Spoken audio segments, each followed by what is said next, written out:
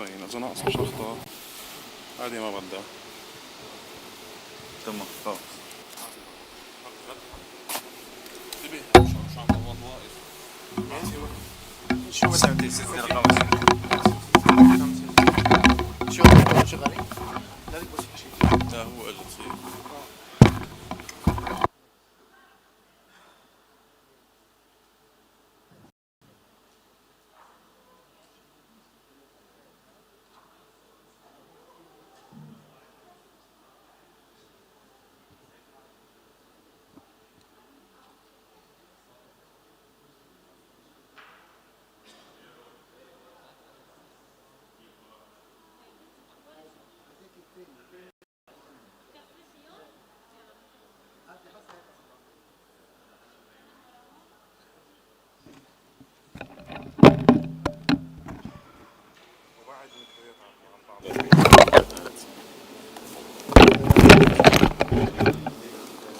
خذ هاي البطارية منها.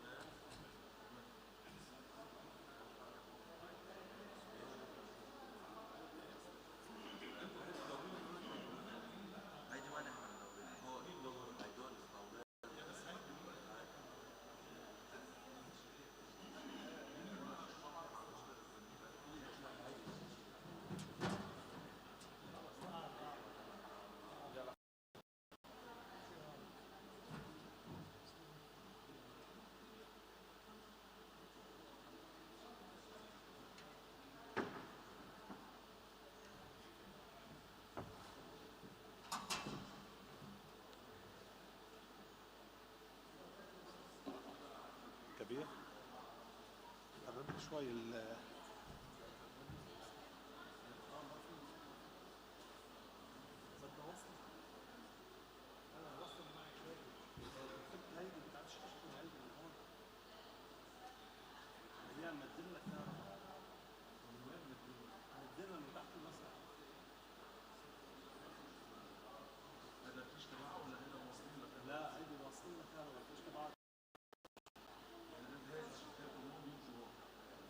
بيمشوا هون بس توقف الشاشة بلا هي ما بكفي عندي يد هيك بس مرحبا كيفك ان شاء الله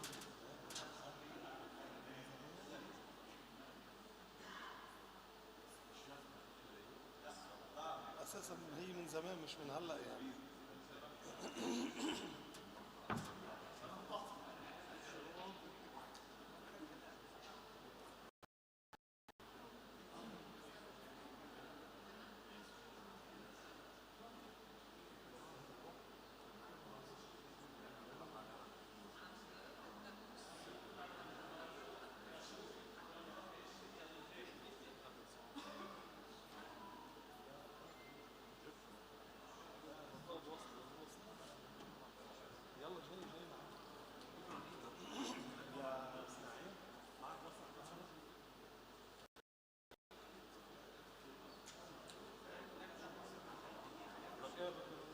أنا معي ثلاثة هي أربعة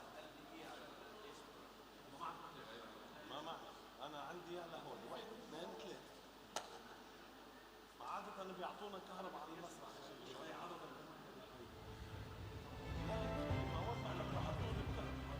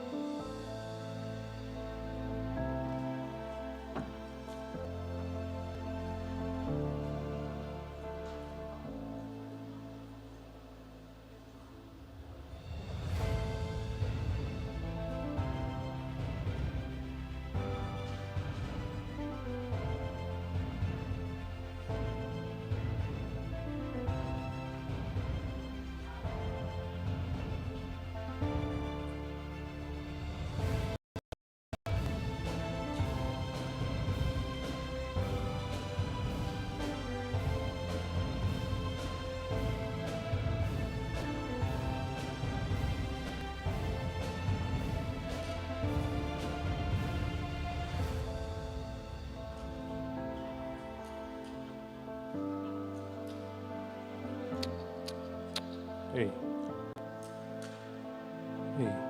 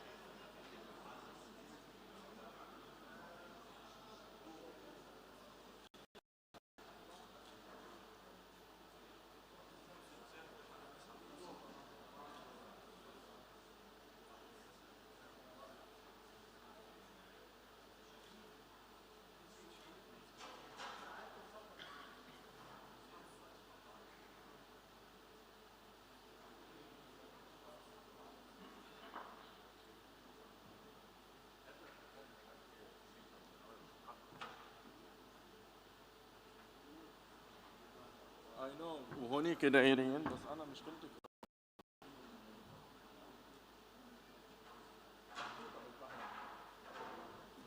محطوط الفيش تبعها بالكهرباء.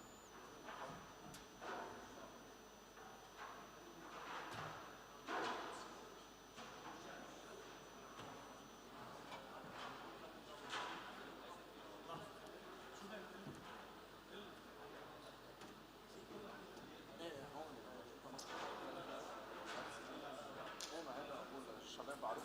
لا لا مش عم شوف هيدي كبرت ضوء.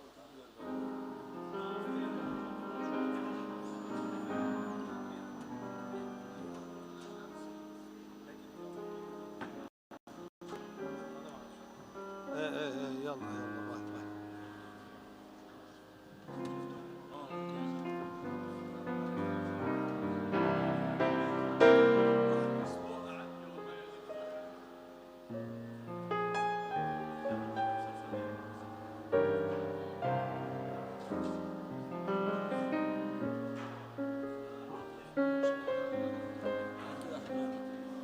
بس هلا انا بجرب.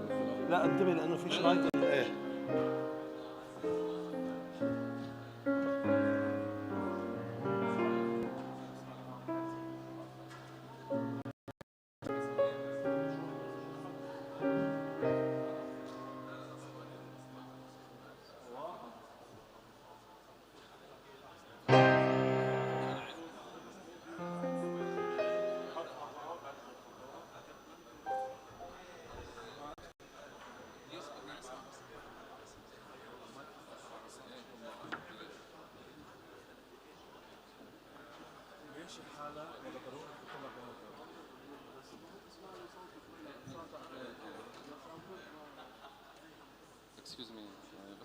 الصوت بس ما بدي الميكروفون.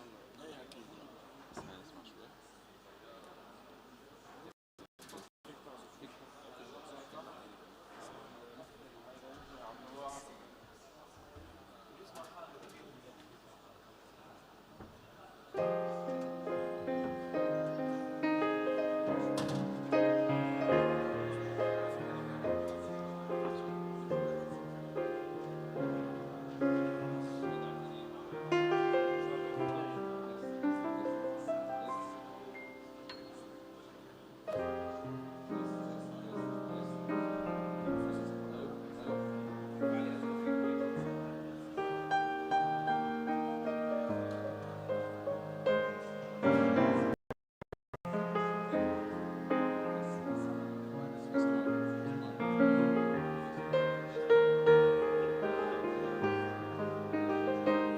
Test one, test one, test one. Test, test, test. Hello. Test, test, test, test, test, test, test. يس. ايه والله شوف صاحبي معي هون من عندهم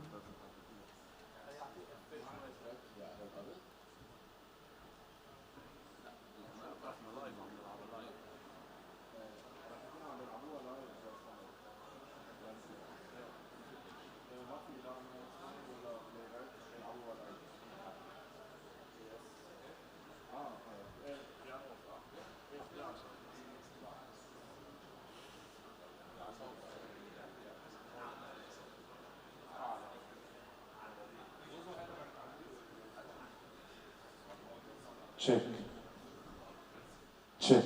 E, E, E. استنى رد على له هو العلو بشاء Check.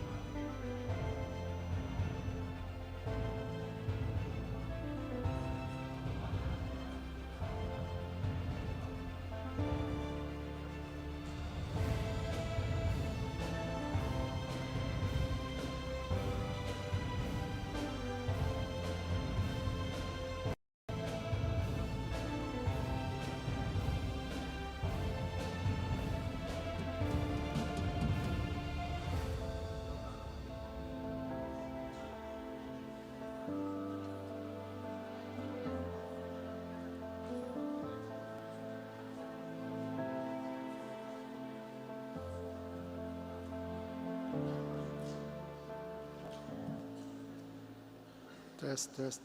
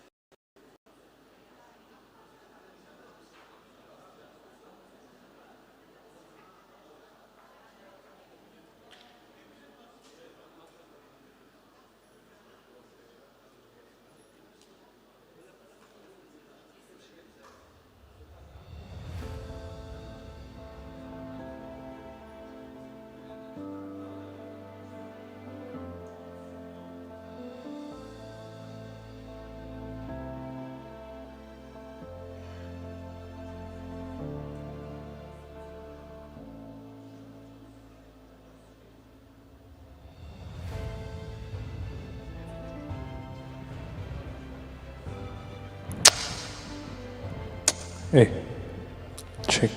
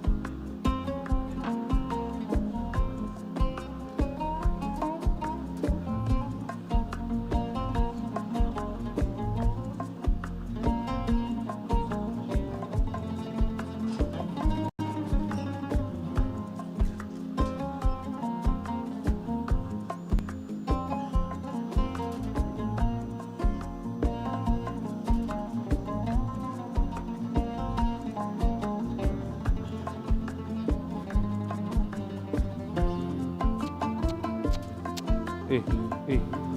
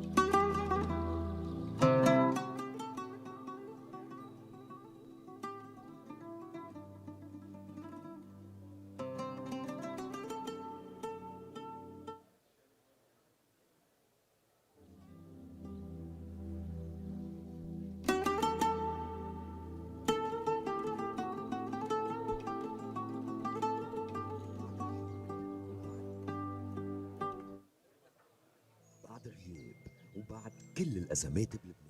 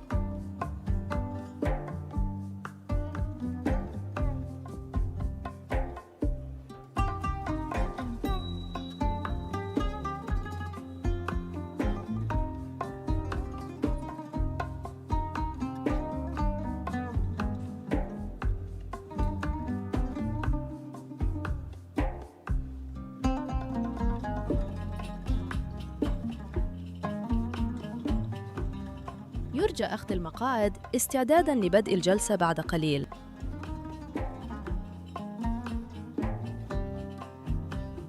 Please take your seats. The session is about to start.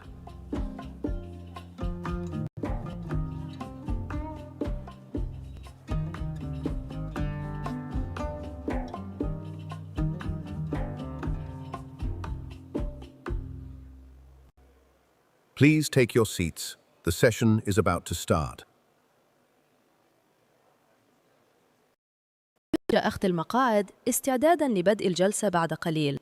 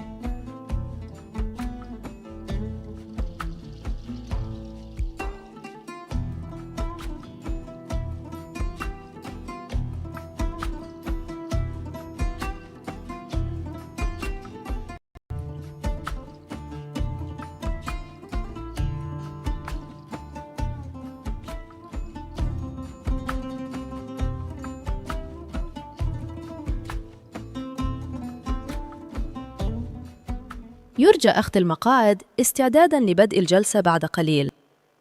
Please take your seats. The session is about to start.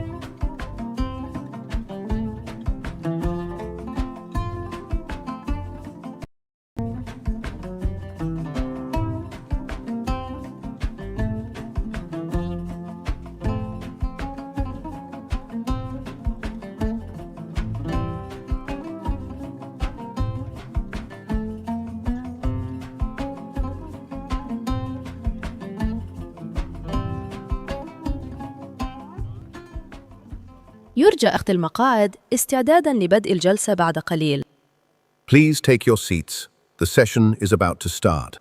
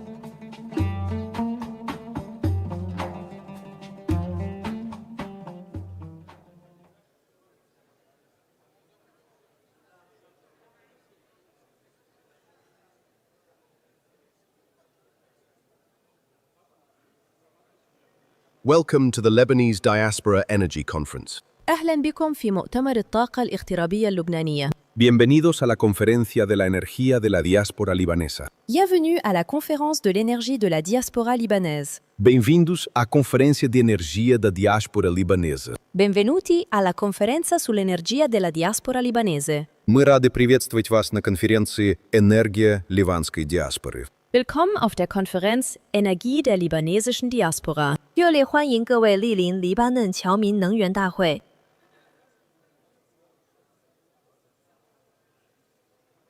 نرجو منكم الوقوف للنشيد الوطني اللبناني. Please rise for the Lebanese national anthem.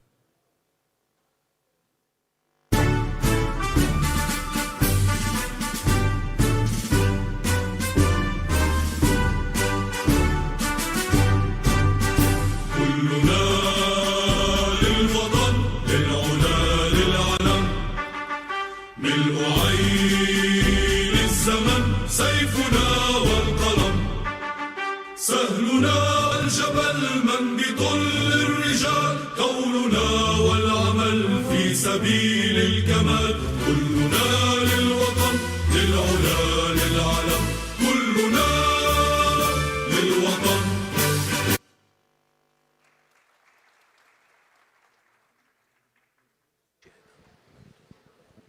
ايه علو لك ايش بس بدي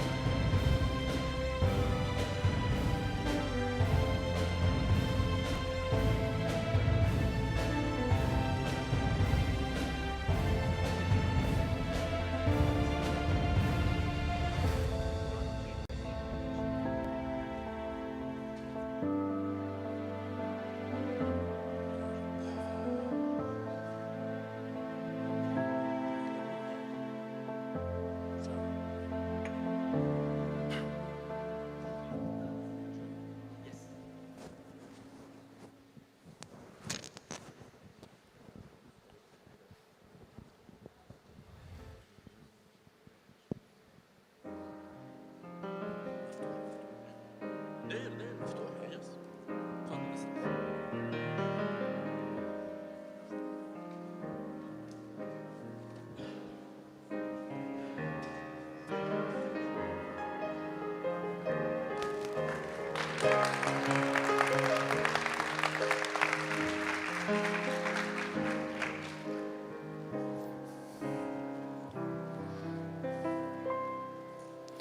وطني بيعرفني وأنا بعرف وطني هو اغتنى فيي وأنا بوطني غني وطني بيعرفني وأنا بعرف وطني هو اغتنى فيي وأنا بوطني غني زرعني بأرضه وأنا زرعته بكل الدنيا زرعني بأرضه وأنا زرعته بكل الدنيا وطني بيعرفني وأنا بعرف وطني هو اغتنى فيه وأنا بوطني غني وطني بيعرفني وأنا بعرف وطني هو اغتنى فيي وأنا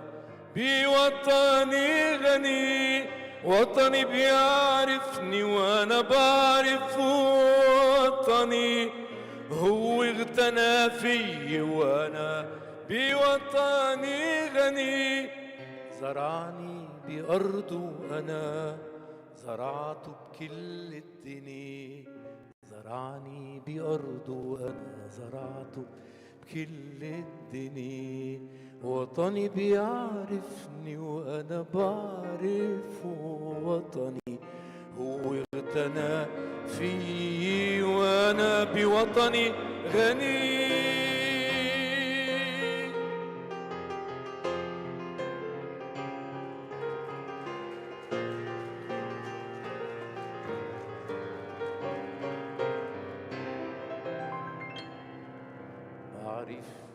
بعرف البيت وبعرف الحي وبعرف البوابي، راجع من الغرب فتش عن غيابي، فايق وين حفرت اسمي عدرفة شباك، يا ريت في فارق كآبة الغربي من دون كآبي، كآبة الغربي من دون كآبي.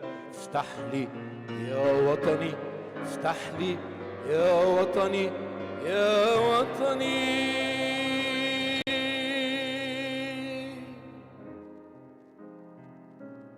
وطني بيعرفني وانا بعرف وطني، هو اغتنى فيي وانا بوطني غني. زرعني بأرضه وأنا زرعته بكل الدنيا، زرعني بأرضه وأنا زرعته بكل الدنيا. وطني بيعرفني وأنا بعرف وطني، هو اغتنى فيي وأنا بوطني غني. وطني بيعرفني وأنا بعرف وطني، هو اغتنى فيي وأنا بوطني غني. وطني بيعرفني وأنا بعرف وطني، هو اغتنى فيي وأنا بوطني غني. زرعني بأرضه وأنا زرعته بكل الدنيا، زرعني بأرضه وأنا زرعته بكل الدنيا. وطني بيعرفني وأنا بعرف وطني، هو اغتنى فيي وأنا بوطني غني. زرعني بأرضه وأنا زرعته كل الدنيا.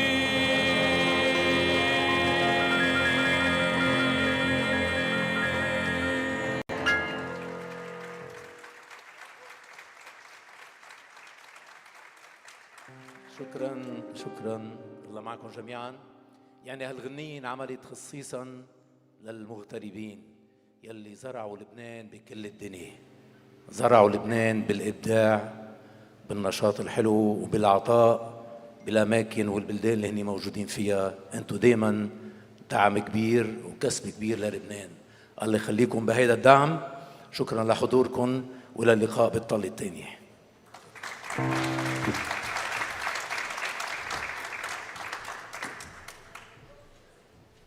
بعد غياب وبعد كل الأزمات بلبنان رجعنا، وبعد LDE إيد بتجمع اللبناني المنتشر واللبناني المقيم. ومش غريب على اللبناني المنتشر يلي أبدع وحقق نجاحات بأعماله يكون دايما حاضر ومستعد ليسمع نداء من وطنه لبنان.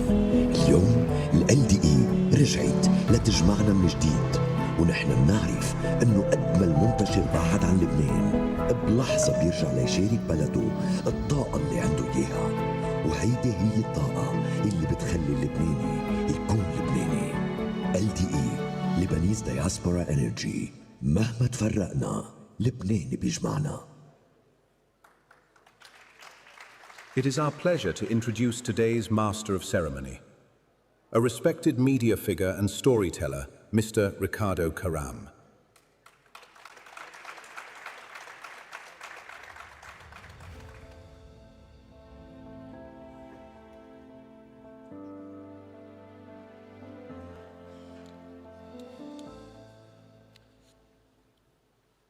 فخامة الرئيس العماد ميشيل عون، أصحاب المعالي والسعادة، الحضور الكريم، أصدقائي الأعزاء، أيها اللبنانيون هنا وفي كل أنحاء العالم، صباح الخير وميلاد مجيد. منذ 11 عاماً تقريباً ولدت هنا في بيروت مبادرة مهمة. عام 2014 عندما أطلقت مبادرة طاقة الاغتراب اللبناني لم تكن مجرد مؤتمر، كانت فكرة، كانت قناعة، كانت إيماناً بأن ثروة لبنان الحقيقية لا تكمن في أرضه بل في شعبه، في أبنائه أينما كانوا. كنت شاهداً على انطلاقة هذا المشروع منذ لحظته الأولى، وأقولها اليوم بكل ثقة: هذا المؤتمر لم يكن ترفاً بل كان ضرورة لأن لبنان كان هشاً، ومع ذلك اخترنا أن نبني جسوراً في زمن بدأت فيه الجدران أن تشاد. اخترنا أن نتواصل حين كان التباعد أسهل. اخترنا أن نؤمن بأن اللبنانيين بكل شيء قادرون على الاجتماع.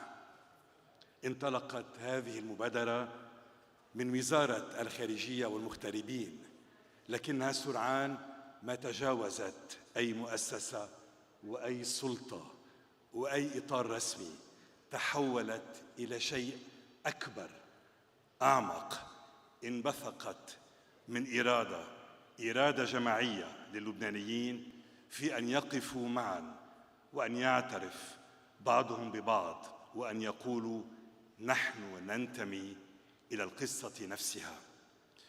ثم مرت السنوات. في هذه السنوات 11 حدثت أشياء كثيرة وصعبة.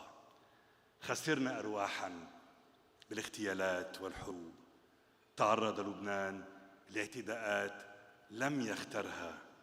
شهدنا انهياراً مالياً دمر مدخرات الناس وكرامتهم وثقتهم.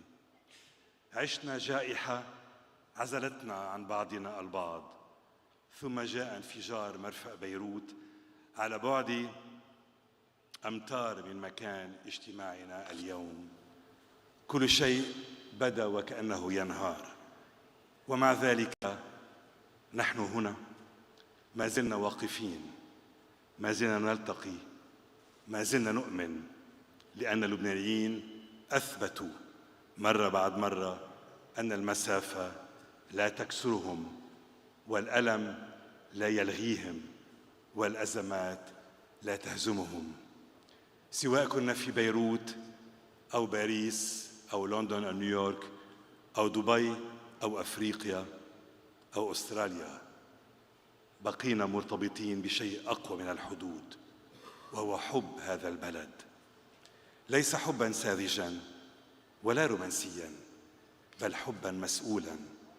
حب يقول نريد أن نبني، نريد دولة تعمل، دولة عادلة، دولة تتجاوز الانقسامات والانتماءات من أجل أولادنا، من أجل أولادنا الذين يستحقون مستقبلاً هنا، ومن أجل الأجيال القادمة، كي لا يرثوا فقط قصص الانهيار والهجرة، بل قصص النهوض والكرامة.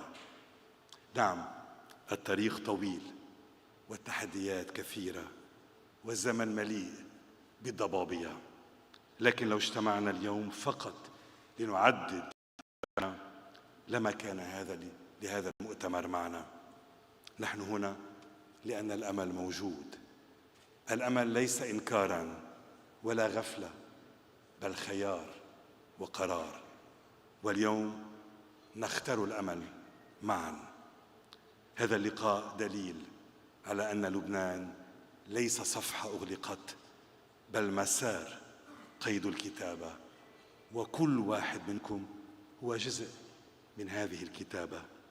فلنجعل من هذا اللقاء إعادة انطلاق لطاقة الانتشار اللبناني كمنصة عمل، لا كحنين، كجسر تعاون لا كتنافس، كفضاء يوحد ولا يقسم. لنضع الآن جانباً لنقاوم الأنانية، ولنتذكر واحد للجميع والجميع لواحد. وأخيراً أتوجه إلى الشباب، إلى الجيل الجديد. أمنيتي أن نراكم هنا بعد 10 سنوات لا كضيوف بل كقادة، كبنائين، كحماة لهذا الوطن، لوطن اختار الحياة. أهلا بكم جميعا، ولنفتح معا فصلا جديدا من طاقة الاغتراب اللبناني، ونشاهد سويا هذا التقرير الذي يلخص كل هذا العمل على مر كل هذه السنوات. قد ما كبرت العواصف واشتدت الرياح، بيضل لبنان مثل الطير فارد جناحه فوق كل الغيم. جناح مصنوع من إيمان ببلد اسمه لبنان، جانح باسم المنتشرين وجانح باسم المقيمين. LDE Lebanese Diaspora Energy مش فكرة، ال LDE هي مهمة جمع اللبنانيين باللبنانيين وين ما كانوا بالعالم. طاقة إذا انجمعت وانصهرت ما في شي بيوقف بوجهها. من 2014 ال LDE شكلت صلة الوصل بين اللبنانيين. رحنا عند المنتشر لنقول له أنت منتشر، بس بعدك بقلب لبنان، ولبنان بعده بقلبك.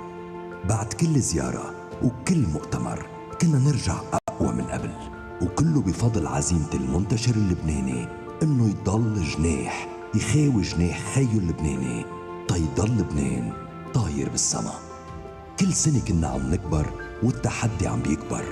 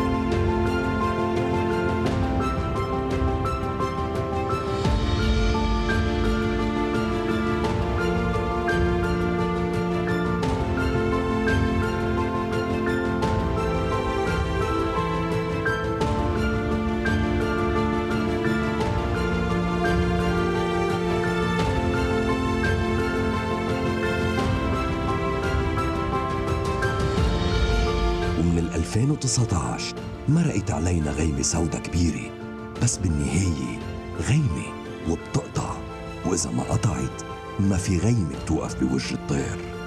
نحن هون اليوم لنقلكن جناحنا بعده كل يوم عم بيتحدى الغيم، وبحاجة لجناحكم ليضل لبنان فوق الغيم.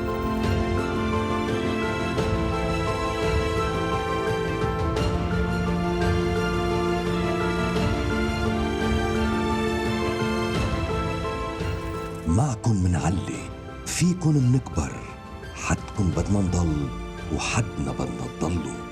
تسوى ايد بايد نوقف بوجه كل التحديات، ليلي بده يفرقنا. مهما تفرقنا لبنان بيجمعنا.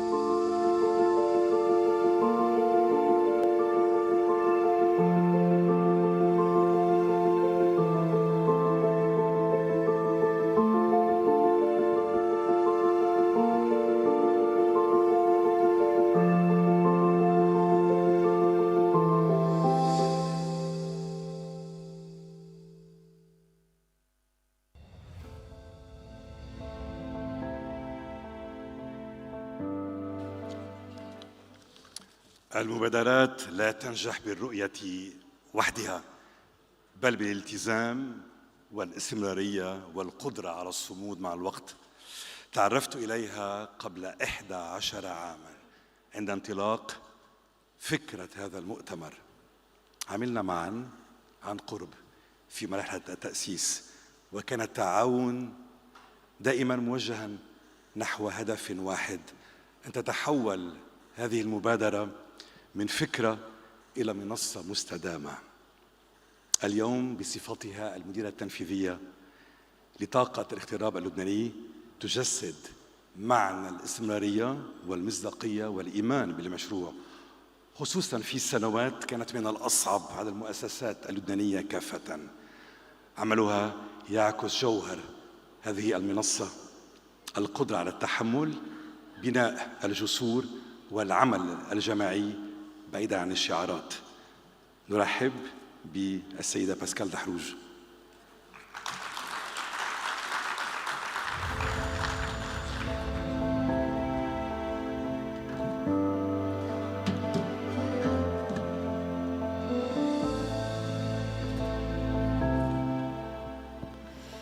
أهلا وسهلا فيكم جميعاً. أنا رح أحكي باللبناني لنرجع شوي على لبنانيتنا. بدي رحب فيكم جميعاً فرداً فرداً بالنسخة الخاصة للLDE Lebanese Diaspora Energy. أهلا بكل لبناني مؤمن إنه هالبلد مهما تعب بعده بيستاهل. اليوم مش يوم عادي، اليوم هو المؤتمر رقم 17 للLDE، وهو قبل كل شيء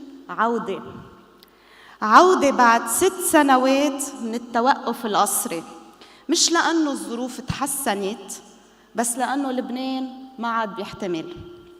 بلشت الLDE برؤية واضحة وبقرار شجاع وقتها كان الوزير جبران باسيل وزير خارجية، وبدنا نشكره على هالمبادرة اليوم.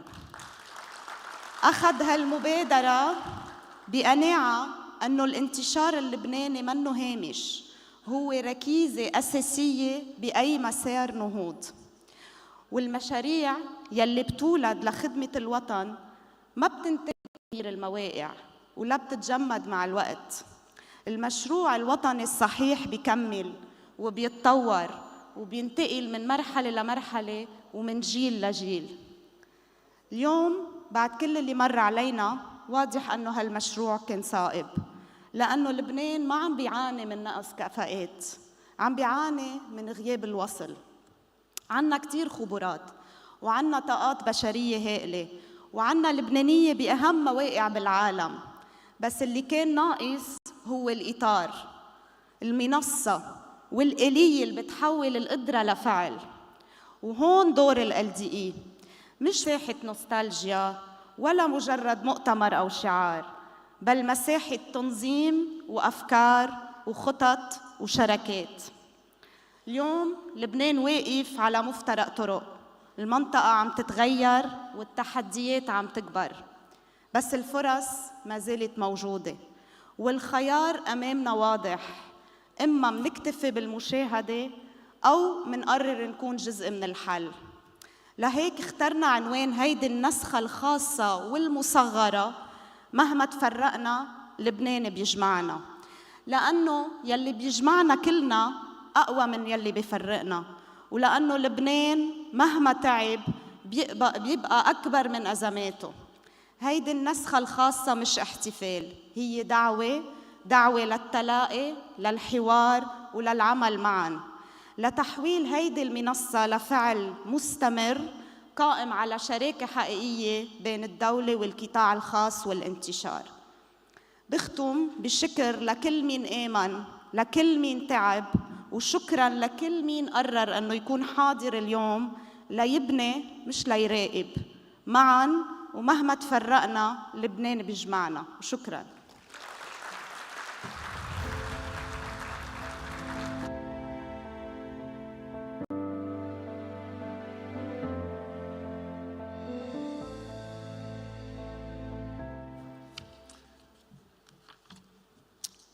المتحدث الأول أو ضيفنا الأول يأتي من عالم الإبداع والإعلان، حيث لا تصنع الأفكار للعرض فقط بل لتترك أثراً. هو الرئيس التنفيذي لشركة إمباكت BBDO الشرق الأوسط، واحد من أبرز القادة في صناعة الإعلان والإبداع على مستوى المنطقة والعالم. لكن ما يميزه ليس فقط ما حققه مهنياً، بل الطريقة التي اختار بها أن ينجح. فإلى جانب قيادته في القطاع الإبداعي يضع جزءاً أساسياً من وقته وخبرته في خدمة المجتمع، الجمعيات، المؤسسات غير الربحية والمبادرات الإنسانية. وأقول هذا عن معرفة شخصية. هو قائد مبدع واضح في خياراته، ويؤمن بأن المؤسسات اللبنانية قادرة على إحداث فارق حقيقي عندما تستخدم الموهبة كأداة مسؤولية لا كغاية بحد ذاتها. نستقبل معا داني ريشا.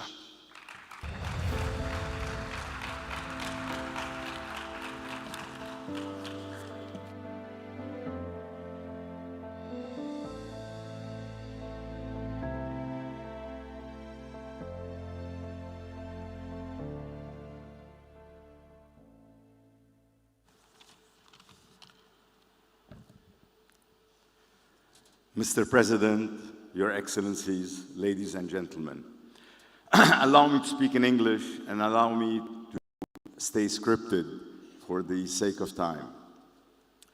No matter where we live today, we all arrived here carrying the same quiet weight, a country we left, a country we argue with, a country that shaped us more than we sometimes admit. Lebanon is not something we moved away from. It's something that moved with us. For years, the world has said something about us. The Lebanese people are brilliant, but only as individuals. That we shine alone, but struggle together. Maybe that story explained part of our past, but it cannot define our future. Because everywhere we go, we build, we adapt, we create, we succeed, not because conditions are perfect, but because resilience is in our DNA. And if we can do that across continents, cultures, and systems that were not built for us, then surely we can learn to do it together by choice, not necessity. Lebanon was never meant to be confined to a map. Our borders are not just lines on paper, they are human. They stretch as far as our people stretch. From Beirut to Montreal, from Dubai to Paris, from Lagos to Sao Paulo. Lebanon lives in ideas, in businesses, in kitchens, in conversations, in memories, in startups. We are not a small country, we are a global one. And yes, we are different. Religions, regions, opinions, accents, politics, but difference is not what broke us. What broke us was forgetting that what connects us. Diversity without shared purpose becomes division. Diversity anchored in values becomes strength. In a world tearing itself apart over identity, we have a chance to prove something rare, that unity does not require sameness. Being Lebanese has never been about geography. It's about character. Creativity under pressure, ambition without permission, humor that survives in the darkest moments, and an instinct to rebuild again and again, even when the odds are against us. We are not defined by our crisis, we are defined what we do after them. Today, for the first time in a long time, we have a tool that can help us turn talent into opportunity at scale. Artificial intelligence is often spoken about with fear, but for us, AI is not a threat, it's a bridge. For the first time in history, talent does not need a visa.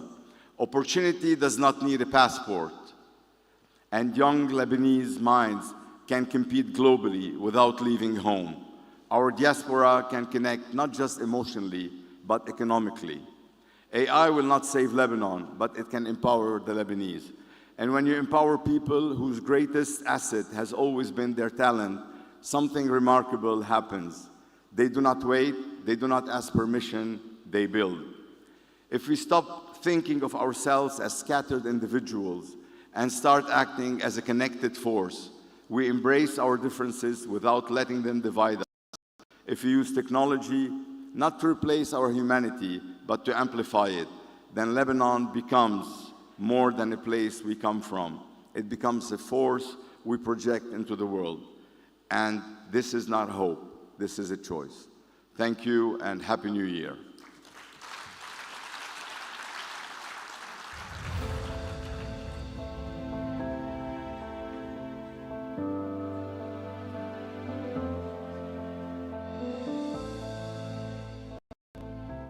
نستقبل معا الشاعر اللبناني الكبير نزار فرانسيس في قصيدة راقية نسجت كلماتها خصيصاً لتخلد هذه المناسبة.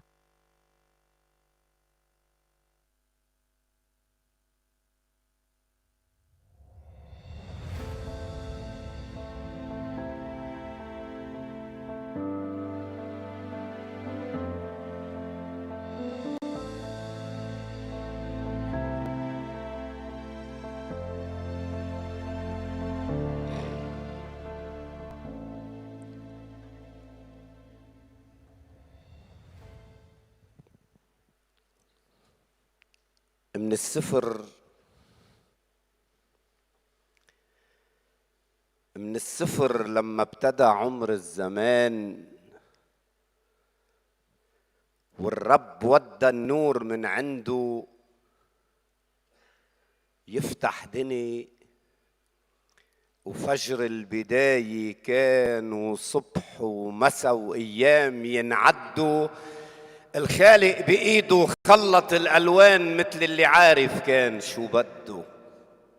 عمر جبل صوب السما عليان ولون روابي بيشبهوا خده.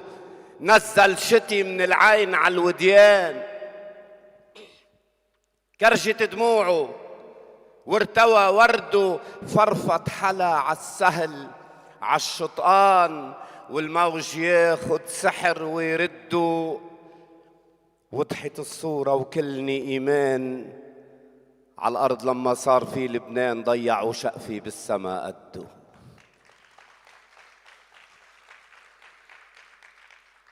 وصور وعيت جمعت فرسانها، وسكبت عتم الفجر أرجوانها. وصيدون غزلت شعرها المصفوف وجدلت حبال المركب لربانها. وبيروت زادت عالصفوف ألوف، أم الشرايع وسعت ميدانها. وجبايل تنقش على الحجار حروف تا ينطق لسان الدني بلسانها. وين الدني؟ توعى علينا تشوف. هون الدني بلادي أنا وشطآنها. هون نحن، هون غيرنا الظروف. هون اللي ركبوا البحر وتحدوا. هون اللي عملوا من الحروف سيوف ومركب حضارة للسفر شدوا. زاروا شطوط الدنيا ونزلوا ضيوف، وعكل جهة حروفهن ودوا. مثل كأنه النور عم بيطوف محل عتم حيط الجهل هدوا. ولبنان كان بوقتها معروف حد المساحة صغير عحده. وسع دني وصار المدى مكشوف، أي مدى ما في مدى ضده. ولليوم بعده للفكر عنوان، ومرجع حضارة للدنيا بعده. وللعشق أرض مع إنسان من أول الأول سوى تحده. بيغيب عنها بيبرم البلدان، وعشقه لأرضه بيرجع يرده. الشقفة اللي ضاعت من سما الرحمن عنا التقت وجناحها امتدوا. انفلشوا فكر بالأرض وان ما كان ابن الأرز ما في دنيا تحده. علم وأطباء وهندسة وعمران، وبالكون مطرح ما انتشر لبنان وسع حدود الكون عقده.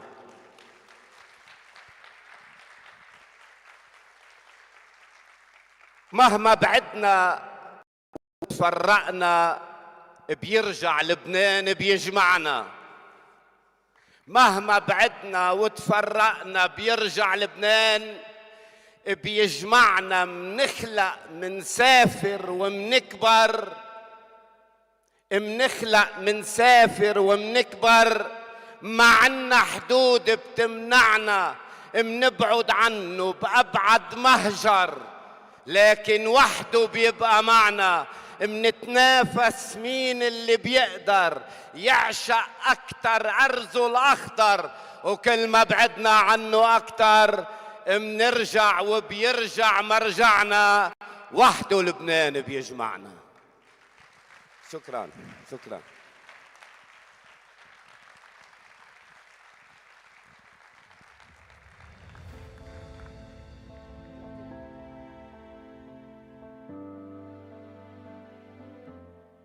المتحدثة التالية تمثل عالم ريادة الأعمال والتصميم وبناء العلامات ذات الهوية الواضحة. هي المؤسسة والمديرة الإبداعية لعلامة تحمل اسمها، وهي علامة لبنانية استطاعت أن تصل إلى الأسواق العالمية بثقة وبصوت خاص ومن دون مساومة على هويتها.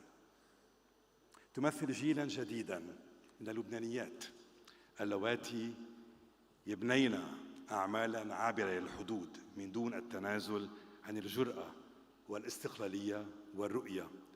قصتها ليست فقط عن الموضة، بل عن القيادة واتخاذ القرارات الحاسمة، وعلى القدرة على تحويل الإبداع إلى مشروع مستدام. نستقبل أندريا وازن.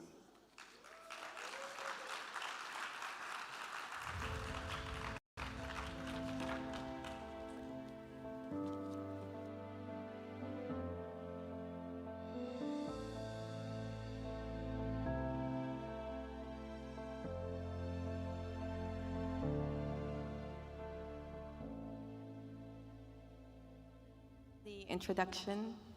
Good morning, everyone. Allow me to express myself in English. It is truly an honor to be standing here today in front of so many people who share the same roots, the same culture, and the same deep love for Lebanon. My name is Andrea, and I'm a Lebanese woman who founded her own namesake fashion and footwear company. Like many Lebanese stories, this one did not begin with business. It began with family. I grew up in Lebanon, surrounded by love, encouragement, and belief. I was raised by parents who gave me the tools to think independently, to dream boldly, and to believe that entrepreneurship was not something distant, it was something possible. My grandmother taught me how to sew at a very young age, and I would spend hours making my own dresses for events, completely unaware that those small moments were shaping my future. To follow my passion, I decided to move to Paris to study fashion. It was during my studies that I discovered my true love. Footwear design. I realized there was so much room for a footwear brand designed by a woman for women, one that could be rooted in the Middle East, yet speak to the world. That realization took me to London, where I continued my education and worked with different footwear designers, learning the industry from the ground up. Eventually, I made the decision to move back to Beirut and to launch my footwear brand. Like many footwear brands, the natural path would have been to produce in Italy. I made a conscious decision and decided to produce in Beirut. I wanted to blend couture craftsmanship with footwear design while supporting local artisans. It felt meaningful and it felt right. In 2013, I opened my first store in Madam Khayen. I learned directly from my clients what they wanted, what they needed, and how I could stay true to my design identity while serving real women. I was very happy with my store and my presence in Beirut, but I wanted more. My dream was always to see my shoes on the global stage. I kept asking myself, how could my designs be worn by the women who inspire me? So I researched, I networked, and I used today's most powerful tool, social media. One introduction, one connection, and then my shoes started appearing on women that I had dreamt of. From Hollywood movies to global icons to my favorite singers on stage. Moments I could never have imagined as a little girl growing up in Beirut. The business grew, international retailers started reaching out, step by step, the brand expanded. until everything stopped. With the economic crisis in Lebanon, Beirut became an extremely difficult place to operate in. Banking restrictions, electricity cuts, and certain uncertainty took over. And then came the explosion. The grief, the shock, and the loss were overwhelming, to say the least. My store and office, located across from the port,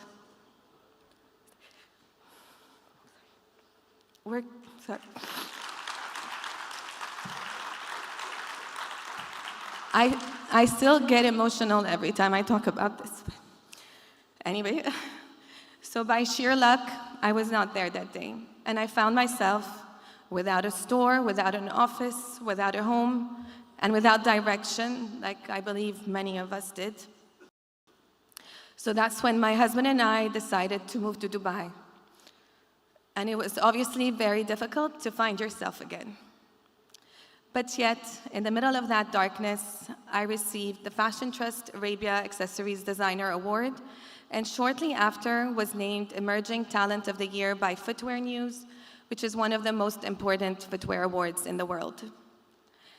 It was a sign for me that I had to keep going, to keep moving, and to keep building. With renewed strength, it made sense to move my production to Italy. A difficult decision that changed part of my original story, but one that I definitely remain deeply grateful for. I am proud to say that my brand today is distributed across the world's most reputable department stores in the GCC, USA, Asia, and Europe, standing alongside the designers I once admired, and still do, of course. I also last week just opened my new store in Abisse Ashrafiyeh, and it feels refreshing serving my Lebanese clients again. Throughout my journey, I lived as an immigrant in different cities, Paris, London, and now Dubai. Each place shaped me, challenged me, and helped me grow. But no matter where I was in the world, Lebanon is always home in my heart. I always believed that one day I would return, that I would build, create, and live again in the country that raised me. Like so many Lebanese abroad, I carry the hope with me everywhere. The hope of returning not just to a place, but to a feeling, an identity, and a sense of belonging that will never leave me. The hope that my kids one day, again, will experience the beauty of Lebanon and understand the attachment I have to my country. Today, I'd like to speak directly to the next generation of Lebanese entrepreneurs who may be in this room or listening from afar. If there is one thing I have learned, is that you do not need the perfect conditions to begin, and you do not need to wait for the right moment, because for us, the right moment rarely exists. What you do need is resilience, adaptability, and the courage to keep going when doors close, because they will. Our path is not linear, and it is never easy, but it is ours. Our Lebanese identity is something to work around. It's our greatest strength. It teaches us how to think fast, how to create with limited resources, and how to rise again and again, no matter the circumstances. Dream beyond borders, build with purpose, and never underestimate how far your story, your work, and your voice can travel. If a little girl sewing dresses in Beirut can one day see her designs walk the world, then so can you. Thank you.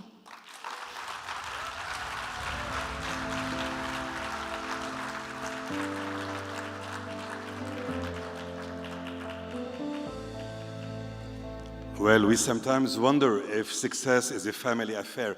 Andrea, I know your whole family, your mom, your dad, your uncles, your grandfather, grandmother, and all of them are successful. And I think your uncle somewhere here. Nadi, voila.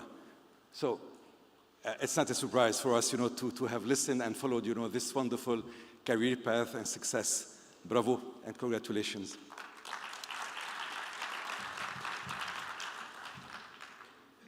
المتحدث الثالث والأخير لهذا الصباح وهذه الجلسة الصباحية هو أيضا صاحب قصة ملفتة. هو ابن طرابلس شمال لبنان، يأتي من عالم مختلف، عالم الإدارة التنفيذية والقيادة في كبرى المؤسسات الدولية. هو الرئيس التنفيذي لشركة موريسونز في المملكة المتحدة، وكان سابقاً رئيس التنفيذي لشركة كارفور فرانس. مسيرته المهنية تقدم نموذجاً واضحاً للقيادة المبنية على الانضباط والكفاءة والقدرة على إدارة التحولات الكبرى في بيئات معقدة. هو دليل حي على أن اللبناني عندما تتوافر له البيئة المهنية السليمة قادر على قيادة مؤسسات عالمية وفق أعلى المعايير. قصته رسالة واضحة خاصة للشباب: القيم، المصداقية والعمل الجاد هي ليست شعارات بل أدوات نجاح حقيقي. نرحب برامي بيتية.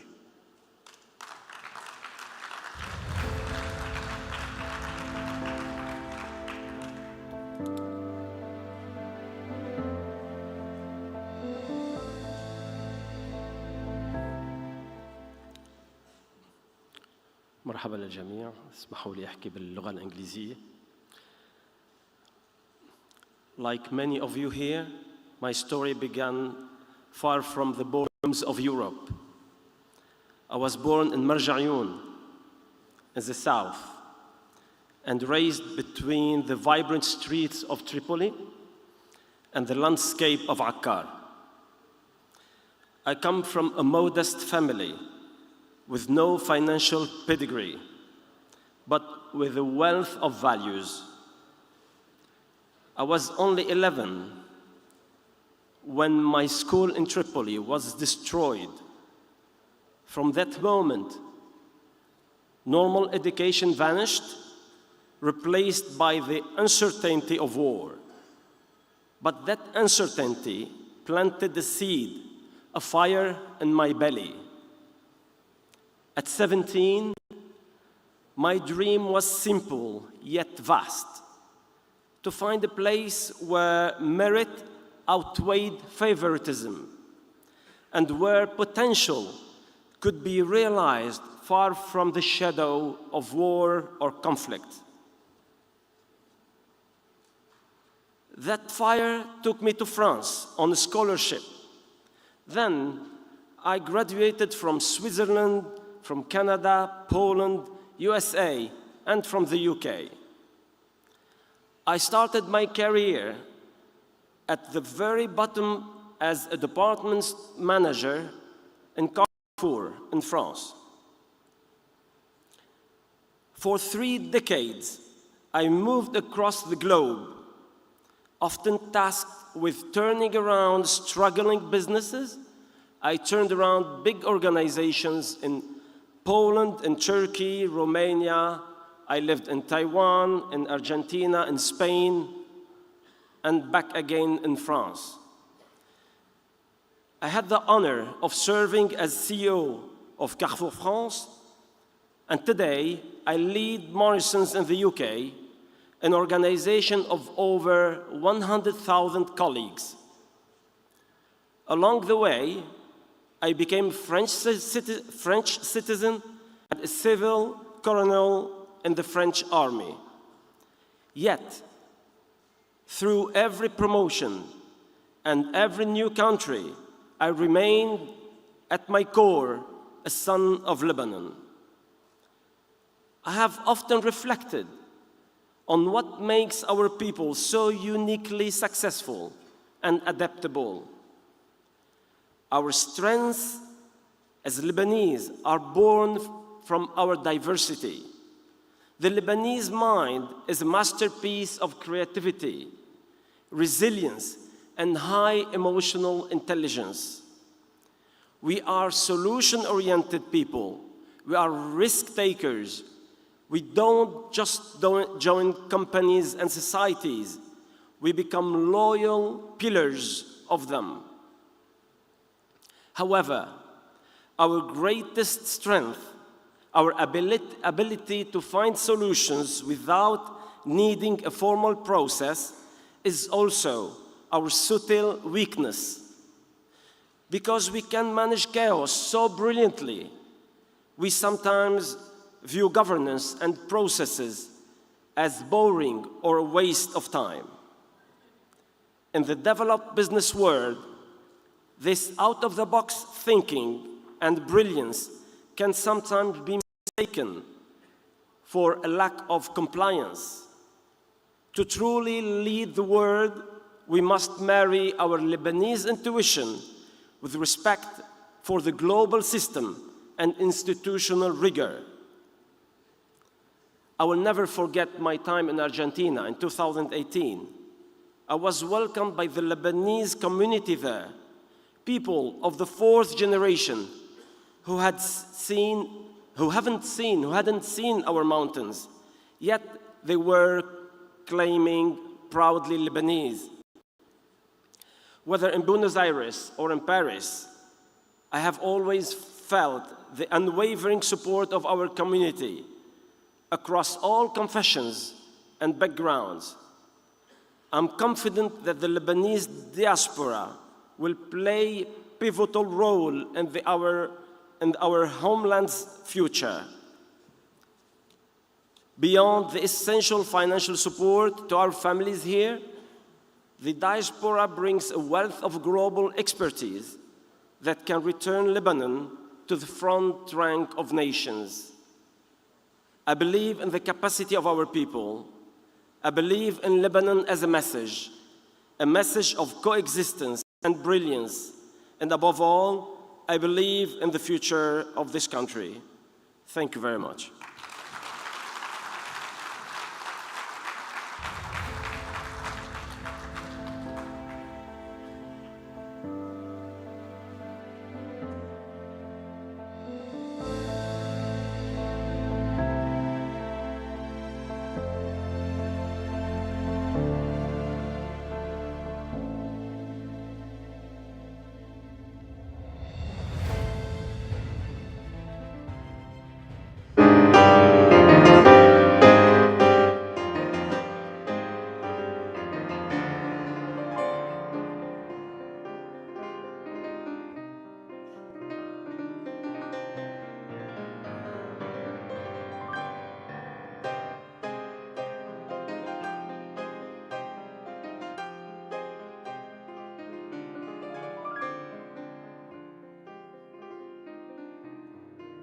يا أهل الأرض وأنتوا ترابا، عمال وشعراء وفلاحين، شو هم الأرض وهم ترابا، أرض اللي أهلها متحدين.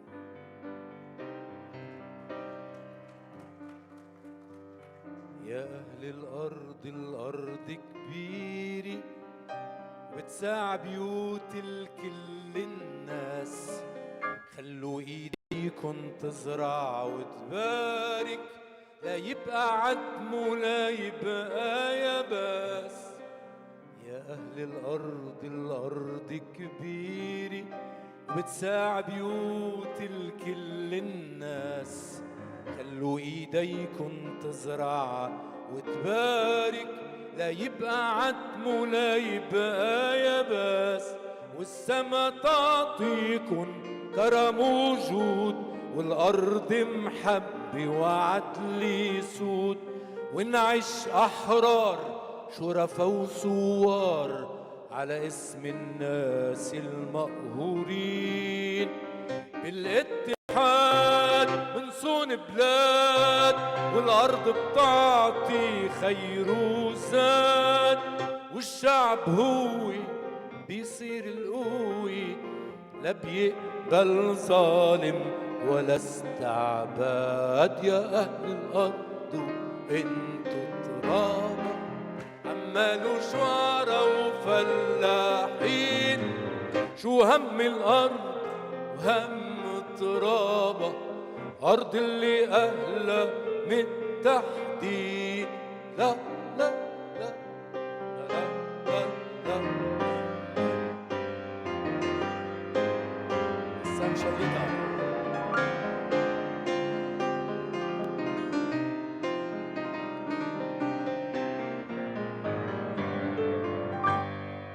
صوت الحرية عم يندهكن من برج الشمس المضوية، حتى عينين السما تسمعكن، علوا صرخات الحرية، لا يبقى فقير وما عنده رغيف، لا يبقى قوي محتل ضعيف، لا حق يموت تنهد بيوت، يتكسر نوم المساكين. بالاتحاد منصون بلاد، والأرض بتعطي خير وزاد، والشعب هو بيصير القوي، لا بيقبل ظالم ولا استعباد. يا أهل الأرض وإنتوا ترابة، عمالوا شعراء وفلاحين، شو هم الأرض وهم ترابة، أرض اللي أهلها متحدين. يا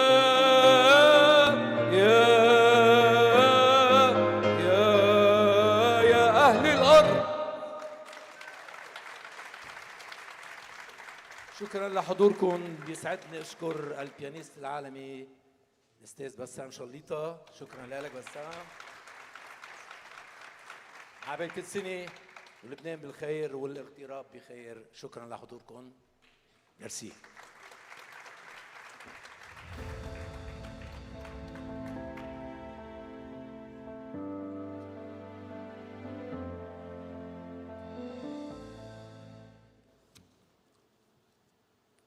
في عام 2014 وفي مرحلة كان فيها لبنان أحوج ما يكون إلى إعادة وصل ما انقطع وإلى استعادة ثقته بذاته وبطاقاته المنتشرة في العالم، ولدت مبادرة الطاقة الاغترابية اللبنانية LDE.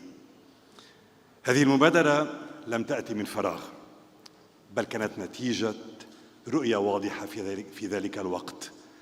رأت في الانتشار اللبناني ليس فقط مصدر دعم اقتصادي، بل شريكاً في الهوية وفي الصورة وفي المستقبل.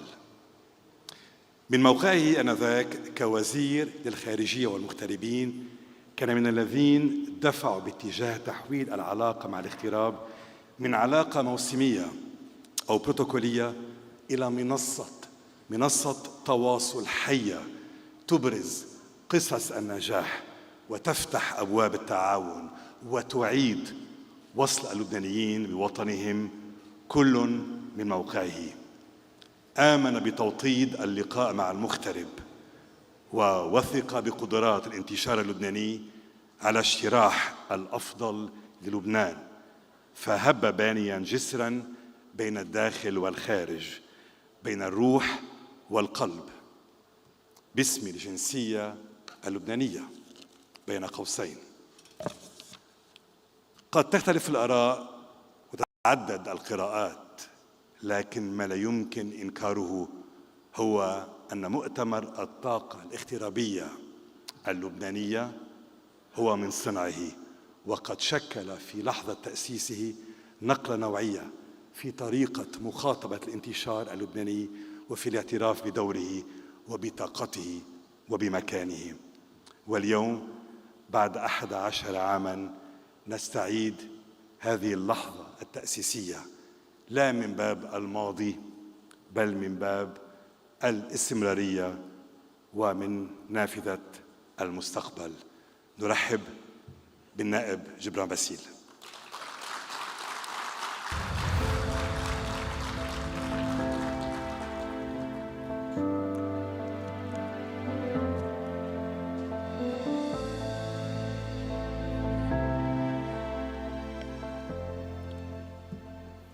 فخامة الرئيس، أهلنا المنتشرين وضيوفنا الكرام، بكتير من الفرح نستقبلكم بالLDE بعد انقطاع 6 سنوات بسبب ظروف البلد المعروفة، ومنشكركم على حضوركم بالرغم من الأوضاع الصعبة المحيطة بمؤتمرنا، ومنعتذر عن أي تقصير أو خطأ ممكن يكون صدر عنا. الLDE مش بس مؤتمر، هو قصة نجاح، هو طاقة انتشار لبنان بالعالم ومساحة تلاقي المنتشرين حول فكرة هي اللبنانية، لبنتي، لبنيتي، أو باللاتيني لبنيديت، يلي هي رابطة انتمائنا للبنان وكيف نجعل منها طاقة إيجابية بخدمة لبنان. بسبب تنوعنا نحن مش طائفة ولا عرق ولا قومية، نحن بتربطنا ديانات لبنانية، ولهيك مهما اختلفنا لبنان بيجمعنا.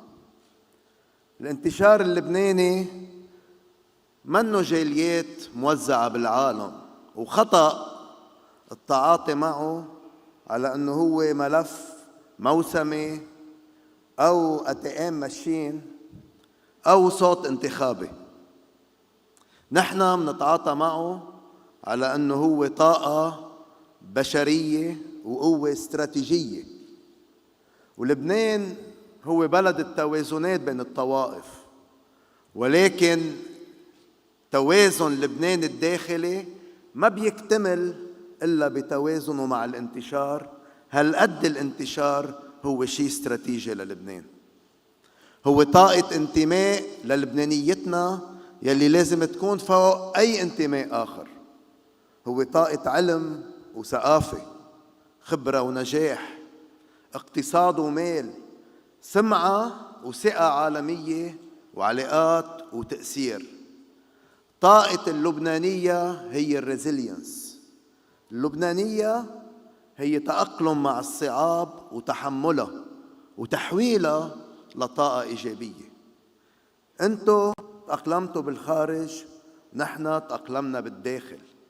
أنتوا تحملتوا ونحن تحملنا، وهيدا يلي أبقينا على قيد الحياة. لبنانيتنا هي يلي خلتنا مستمرين.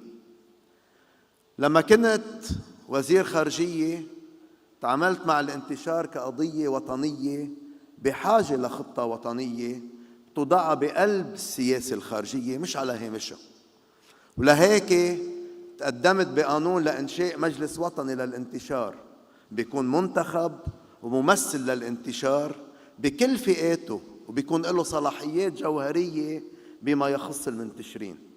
كمان تقدمت بقانون بيعطي المنتشرين حوافز وامتيازات اقتصادية ومالية، وتقدمت بقانون ليكون اسم الوزارة وزارة الخارجية والمنتشرين والتعاون الدولي، وهيك بيكون دوركم التعاون الدولي.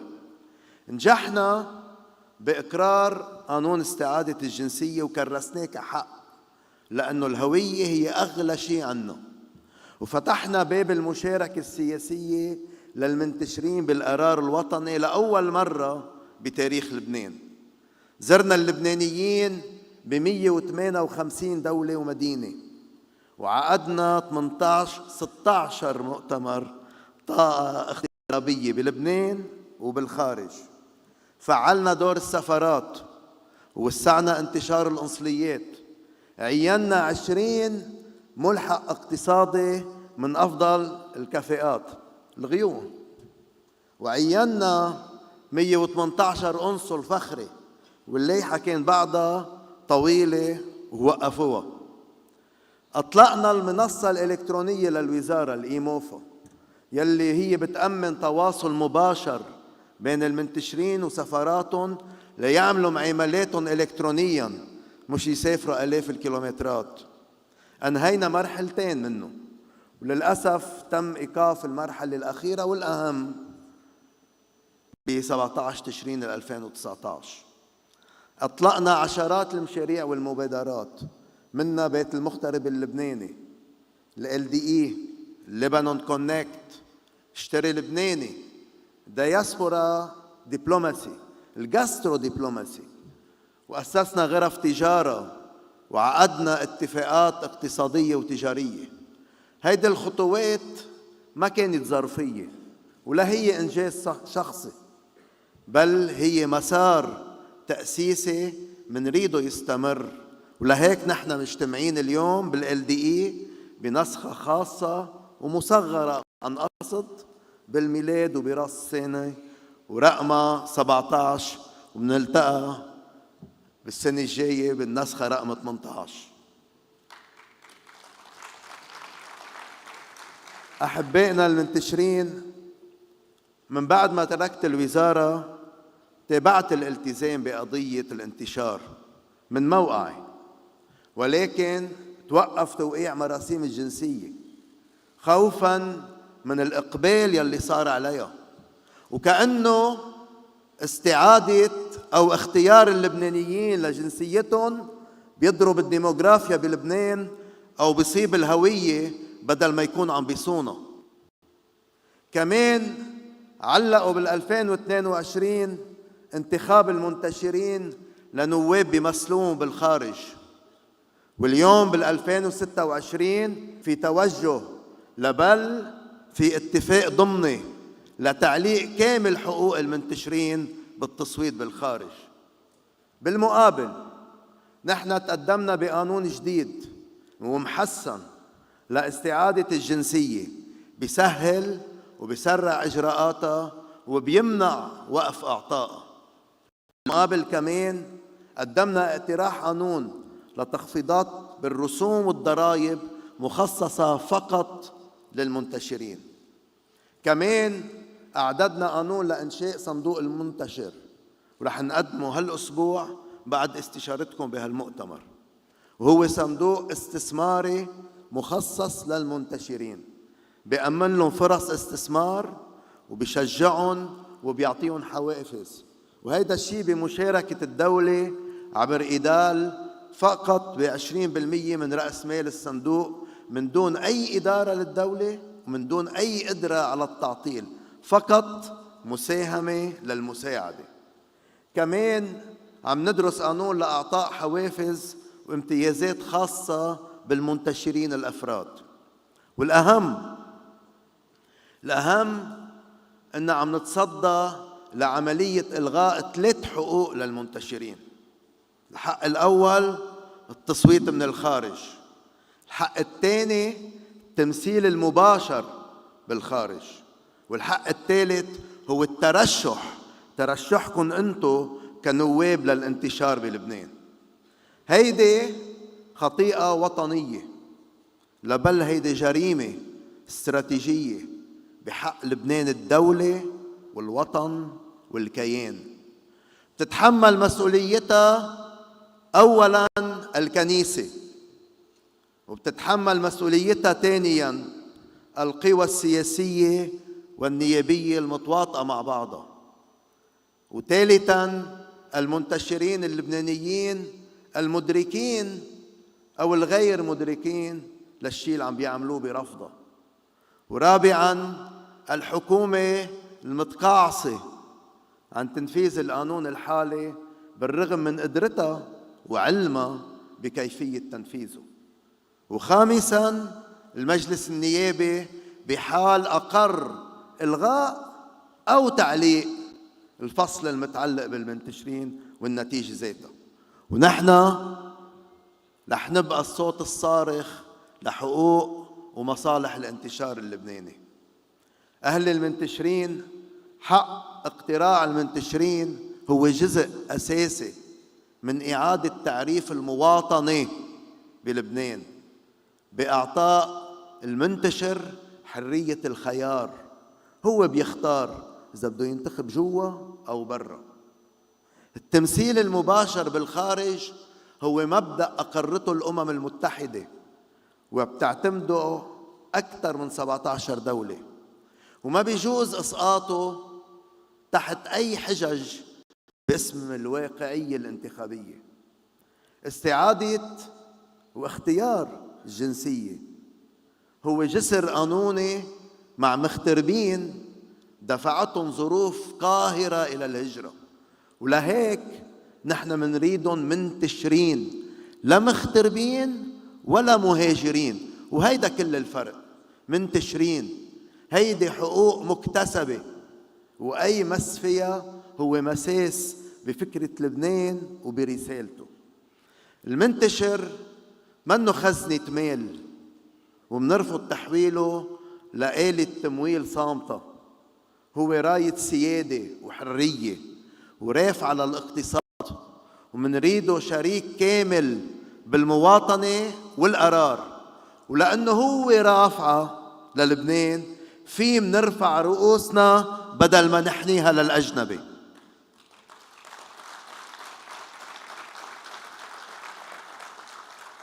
لهيك نحن عم نقوم بمعركة وطنية منا سياسية لعدم المس بحقوق المنتشر. إذا فعلا كنا منعتبر لبنان بجناحين وبريتين وبعينين، أحبائنا لبنان الجغرافيا على الخريطة هو 10,452 كيلومتر مربع وبيبقى، ولكن لبنان الانتشار حدوده العالم. لبنان المقيم ضعيف بلا لبنان المنتشر، ولبنان المنتشر بلا حقوق هو طاقة مهدورة.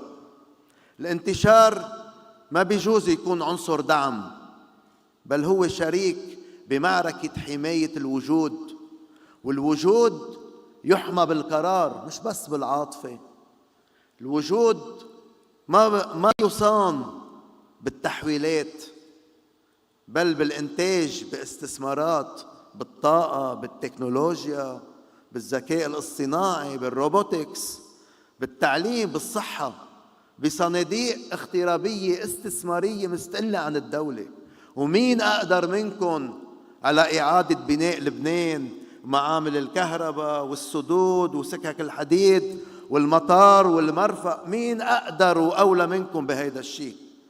لما كنت وزير طاقة أنا تقدمت بمشروع قانون بوقتها لبناء معامل الكهرباء واستثمارها لأنها مربحة من قبل المنتشرين، مش بس لتساعدوا لبنان، تستفيدوا وتستثمروا بلبنان. هيك لازم نحمي التعددية اللبنانية باعتبارها قيمتنا العالمية مش بس اللبنانية الداخلية المحلية، ونعتمد خطاب وطني لبناني ما في أقليات وأكثريات، بل في شراكة أدوار، ونواجه سوا مشاريع الذوبان والعزل بهوية سيادية لبنانية وطنية عربية مشرقية مرنة، ونستثمر بالتعليم وبالصحة كأدوات وجود طويلة الأمد. الانتشار مش مطلوب منه يصطف بمحور، ولكن مطلوب منه ما يغيب. هو مش شاهد على الانهيار، ولكن هو شريك بالنهوض. لبنان ما ممكن إنقاذه بمحاور، ولكن بانتشار حر لأفراده، انتشار حر ولكن مرتبط بدولة عادلة، لأنه الاغتراب هو المختبر الطبيعي لهوية لبنانية منفتحة. ونظرتنا البعيدة هي 1 مجلس وطني للانتشار، 2 تثبيت حقوق الانتشار بالدستور مش بس بالقانون، 3 إعطاء المنتشرين أفضليات عبر تشريعات خاصة فيهم، 4 تحسين تواصل المنتشر مع دولته، الإي موفا، الإي جوفرمنت، 5 هي إطلاق برامج ثقافية اغترابية مثل مدارس اللغة بالخارج لنتعلم العربي، 6 إدراج الانتشار في مناهج التعليم الوطني، و7 دعم الإنتاج المعرفي ليعكس الهوية اللبنانية، وهي كمان عدم إقحام الانتشار بخطاب سياسي لأغراض انتخابية ظرفية. وهيدي كل الأشياء يلي سميتها هي دور ومسؤولية نواب الانتشار، وهون أهميتهم. لبنان لازم يبقى رسالة حرية وتنوع بهالعالم، رسالة بتطلع من داخله بس كمان تطلع من آسيا وأفريقيا وأمريكا الشمالية وأمريكا اللاتينية وأوكيانيا وأوروبا. لبنان بحاجة لتنسيق طاقاته لحتى اللبناني ما يكون مشتت بل منتشر ومنظم ومتواصل، وهيك بيكون أقوى، وهيك لبنان بيقوى فيه أكتر. ولما صدقوني إنه لما بيلتقى الداخل مع الخارج بيولد وطن أقوى وأكبر من الجغرافيا تبعيته.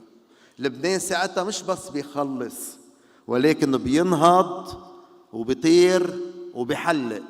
بشكركن، بشكر الطاقة الاغترابية اللبنانية، وبقلكن مهما افترقنا لبنان بيجمعنا. عشتوا وعاش لبنان.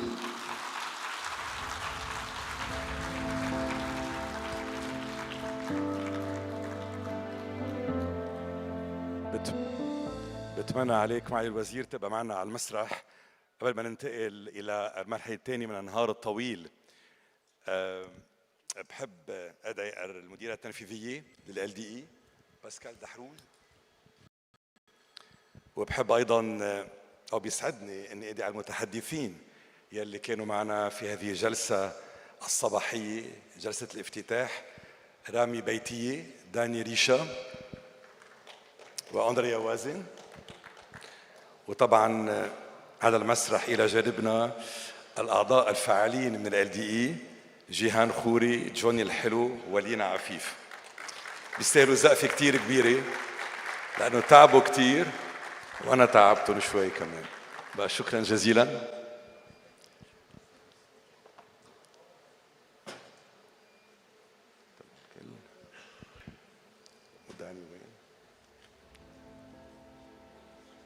داني ريشا بعده موجود معنا. يعني هذه المبادرة هي بجوهرها قائمة على الجمع لا على الفصل، على التلاقي لا على التباعد. بعتقد انه باسكال بعطيك الكلام لإلك.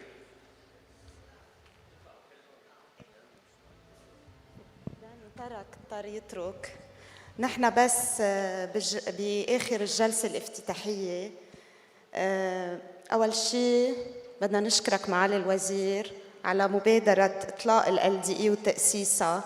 حبينا بإعادة إطلاق المسار نقول لك ميرسي على هالمبادرة، وإنه نحن مكفيين بالمسار الله راد.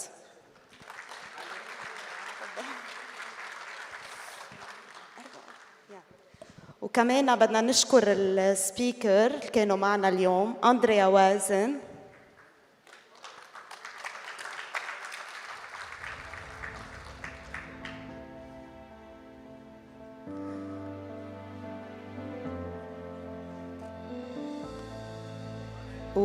ورامي بيتية مع حفظ الألقاب. داني يلا هلا بناخد صورة. داني يمكن اضطر يغدرنا بس نرجع منسلمه تروفي. إذا بتقربوا ناخد صورة جماعية وبدنا نشكركم، وهلا بدنا نكفي باقي البرنامج تبع النهار. ميرسي.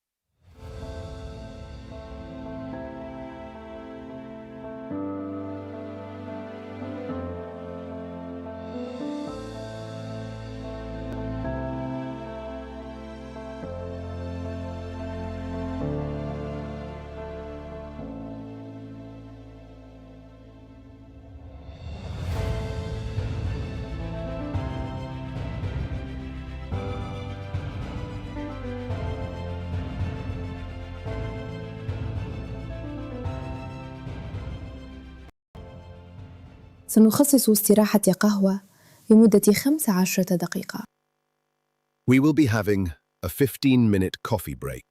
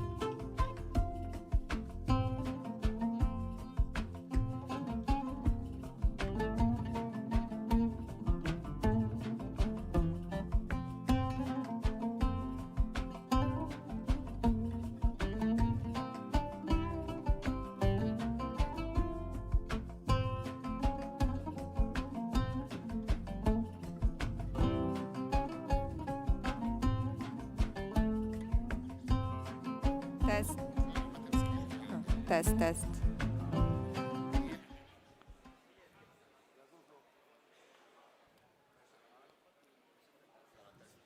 تست.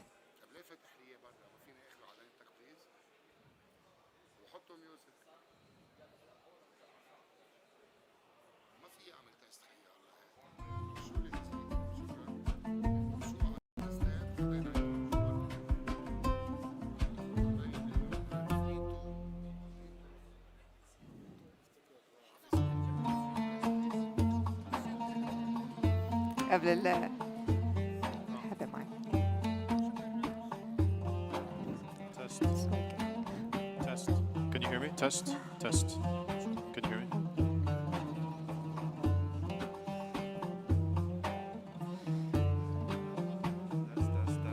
تست يعني لازم ما تقش. اوكي.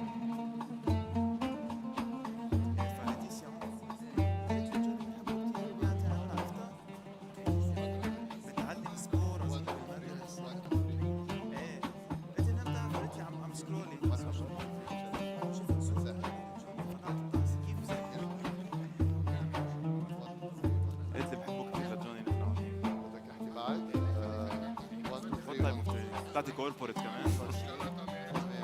شيك على المايك ورا. نايس. بس لبنان ولا انا عم بحكي على 1 2 3. Hey, how are you? Joseph.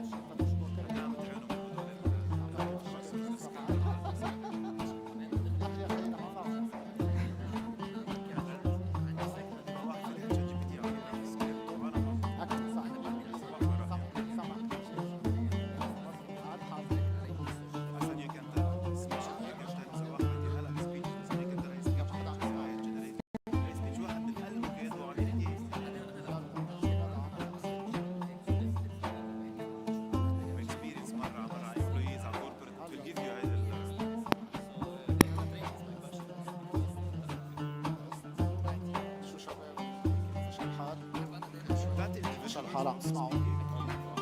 طيب طلع صوت. تست كله ماشي.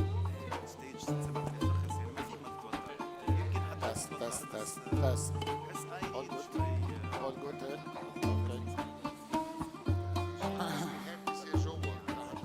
Okay. تحت. خلاص أنا بعلي صوتك. هيك هيك تمام.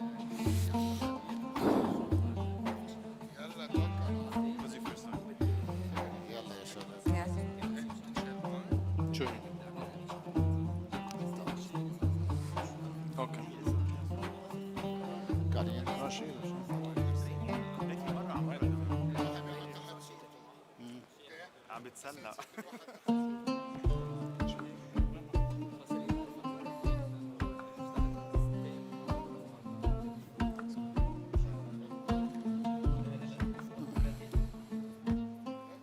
يرجى أخذ المقاعد استعداداً لبدء الجلسة بعد قليل. Please take your seats. The session is about to start. يلا good luck guys. Good luck. حط عليك الكرسي. أنا نمرم واحدة القوية مثلها بتطير بتجتحني.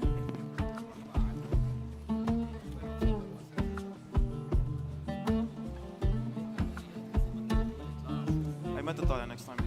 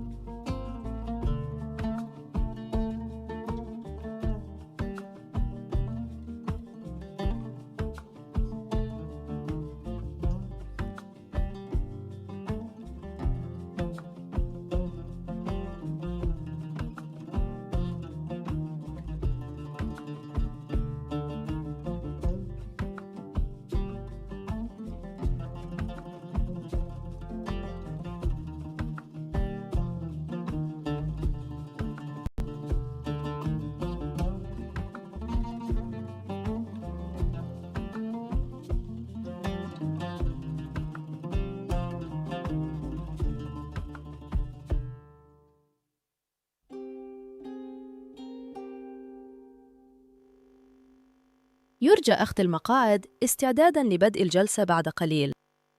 Please take your seats. The session is about to start.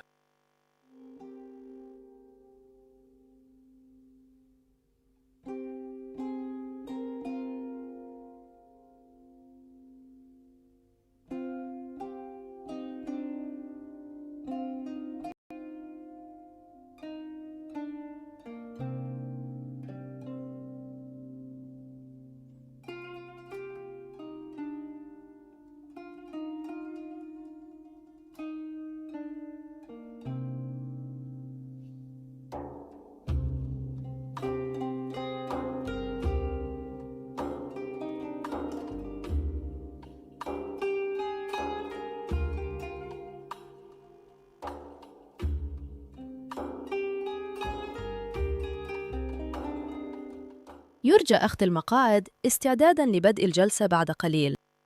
Please take your seats. The session is about to start.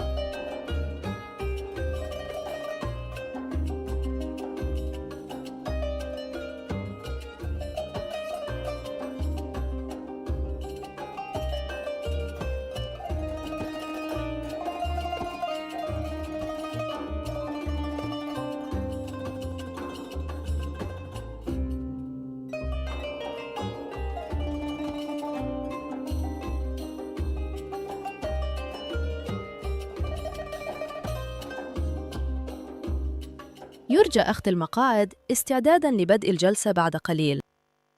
Please take your seats. The session is about to start.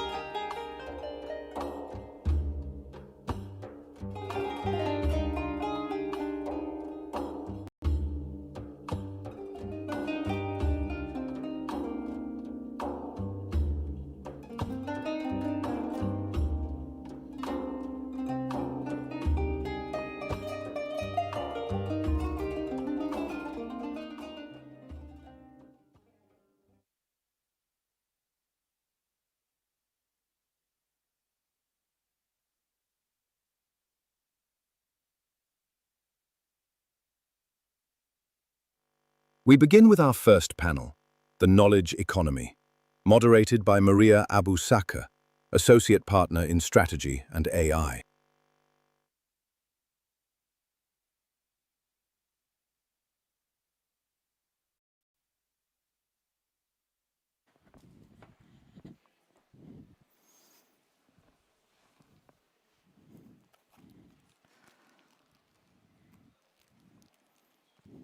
Minds left in search of stability and opportunity. But today, the story is shifting. My name is Alisar Younes. I work as a career outreach officer for Zaka, an AI global company. I'm so grateful to be able to work on global projects and get so much exposure from my home country, Lebanon. My name is Christoph, and I'm the founder and CEO of Zaka, a company focused on democratizing AI through training, consulting, and building practical AI solutions. I chose to work with talent in Lebanon for a simple reason. It is home, and I know how much potential there is. Even when I moved abroad, I always felt that people in Lebanon are creative, smart, and very hungry to grow. So it just made sense to build my team over there. Hello, my name is Francis El-Halou. I am the founder of AI Ritual, an AI consultancy and product studio focused on helping organizations turn artificial intelligence into something really practical. We are very creative, very adaptable, multiple languages. We think, we act, we don't complicate things. So it's straight to the point, we have an advantage. Working on global projects from Lebanon is very empowering for me, as I get the chance to connect with people from different backgrounds, perspectives, and countries. Fully stop the brain drain, it's not impossible, we can do a lot. Change the way we produce. We don't consume, we should produce. And then secondly, opportunities. Diaspora is a big opportunity for us. Working with diaspora leaders has helped me grow a lot, as I get the chance to connect with leaders from global experience and with an amazing background. So it helps me every day aim higher and think bigger. When it comes to collaborating with talent in Lebanon, the decision was very intentional.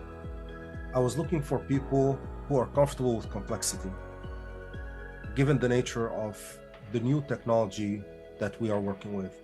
What makes Lebanese talent special is how they mix creativity with problem solving. They find solutions even in tough situations, and they always bring new ideas to the table. We are very resilient, we always learn fast, and we adapt quickly to everything we have. We always put our heart into everything we work on and we do. The most important part is to brand ourselves as a tech Lebanon or Lebanon tech brand. We need to work on the brand so that people can know us.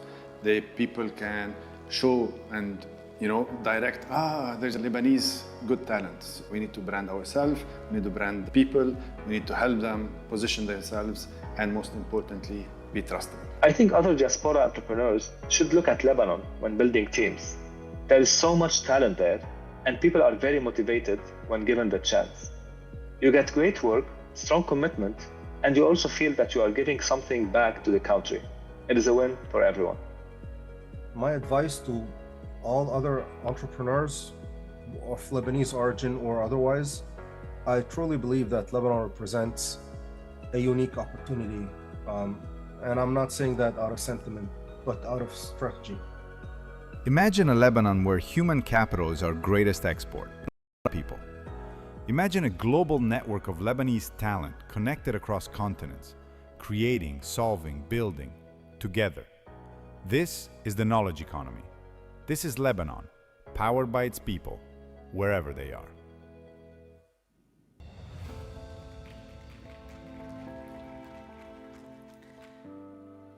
So as mentioned in this video, Lebanon has long been known for exporting talent. Today, in the knowledge economy, skills and expertise are no longer tied to a geography. Technology and remote work allow ideas and innovation to freely cross borders. This gives Lebanon a powerful opportunity, the opportunity to export skills and innovation rather than talent. And the Lebanese diaspora plays a central role in making this happen. The diaspora can be a strategic asset in connecting Lebanon to its knowledge economy. This is the opportunity that we are here going to talk about during this panel. And to do so, we are joined by 5 Lebanese technology leaders who have built successful careers across the globe. So we'll have with us Mr. Joseph Wehbe, founder of Daimlas, supporting America to win the AI race. Mr. Wehbe is part of the World Economic Forum AI and Entrepreneurship Expert Network. Dr. Eli Mitre, a successful AI and robotics entrepreneur. He's the founder of QSS AI and Robotics that developed the first locally made humanoid robots in Saudi. Dr. Mohammed Al-Sahili, a physician who became a visionary entrepreneur. He leads various community-driven health, sustainability, and wellness initiatives across Africa and the Middle East. Dr. Charles Leptesh, an AI transformation health executive. He is the vice president at Topcon Healthcare, leading AI-powered digital health and diagnostic innovation across Europe, the Middle East, and Africa. And finally, Mr. Ahmed Bakar, a seasoned aerospace and aviation executive. He is a program director at Thales with a career spanning drones, airports, and advanced aerospace innovation.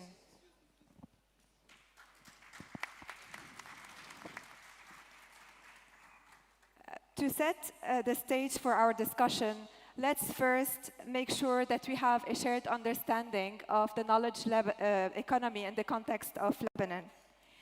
Mr. Wahbe, let me first start with you with the first question. So when we say knowledge economy, what does this mean for Lebanon? And where do you see Lebanon's strongest knowledge economy opportunity? Is it in its talent, in its entrepreneurship, innovation, or something else? Great. Thank you so much for having me, and thank you to Pascal for the invitation. Before I answer that question, I want to preface by saying that some of my contributions for this are from my work for the World Economic Forum AI Expert Network. And the knowledge economy for Lebanon means the ability to transition towards the innovation economy where the conversation is happening globally to the power of AI. And as we work with emerging AI ecosystems, every country, every state is trying to figure out what is my competitive advantage in AI specifically. Before we identify what is the competitive advantage of Lebanon, we need to have a baseline. So the first step is to have a map of the knowledge economy of Lebanon. And once we have the map of the knowledge economy of Lebanon, we need to identify in the AI world who are the stakeholders that need to participate. So in the AI world, you have AI for kids, AI for entrepreneurs, AI for investors. Once you identify those stakeholders, the contribution that I did for the World Economic Forum is something called the WTP, the willingness to participate in an AI ecosystem. And what that means is every region has between 6 to 8 attributes that drive the willingness to participate. So what is my willingness to participate in the Lebanon knowledge economy? The way that we can identify that is by having the map, and the willingness to participate is a function of the highest number of resources on the knowledge economy map. So without having a knowledge economy map of Lebanon, we can't identify the competitive advantage. But what we can do is we need to identify those attributes that drive the willingness to participate, and then we need to benchmark against two similar competitors to Lebanon. So we can't say that Silicon Valley or India are knowledge economy competitors of Lebanon, but we need to find two similar nations that Lebanon is competing with in the knowledge economy, and that will drive Lebanon to identify the competitive advantage. So we need to tackle this from a first principles perspective, and that starts with the knowledge economy map and identifying the attributes which are a function of the resources on the knowledge economy map. Thank you. So if this is what the knowledge economy for Lebanon will look like, Dr. Mitri, why is the knowledge economy important today? Like, why is this topic important today? And more specifically, what does it mean for Lebanon, and how would Lebanon benefit from it, and it will help its economic recovery? Perfect. أول شيء, thank you for having me. I will speak in Lebanese لأنه اشتقت أحكي لبناني. أنا I believe كل بلد بيبني. Thank you. I believe كل بلد بيبني الإيكونومي تبعه based on pillar, based on tangible, أشياء قادر يلمسها وقادر يبني على أساسها وقادر يعمل scalability لهيدي الأشياء. لبنان منه بلد غني بالموارد الطبيعية، منه بلد عندنا مناجم ذهب وألماظ، نحن ذهبنا وألماظنا هن طاقاتنا هن شبابنا. So I believe in the knowledge economy is not only a phase that will transition Lebanon into its next phase, هي خلاص لبنان.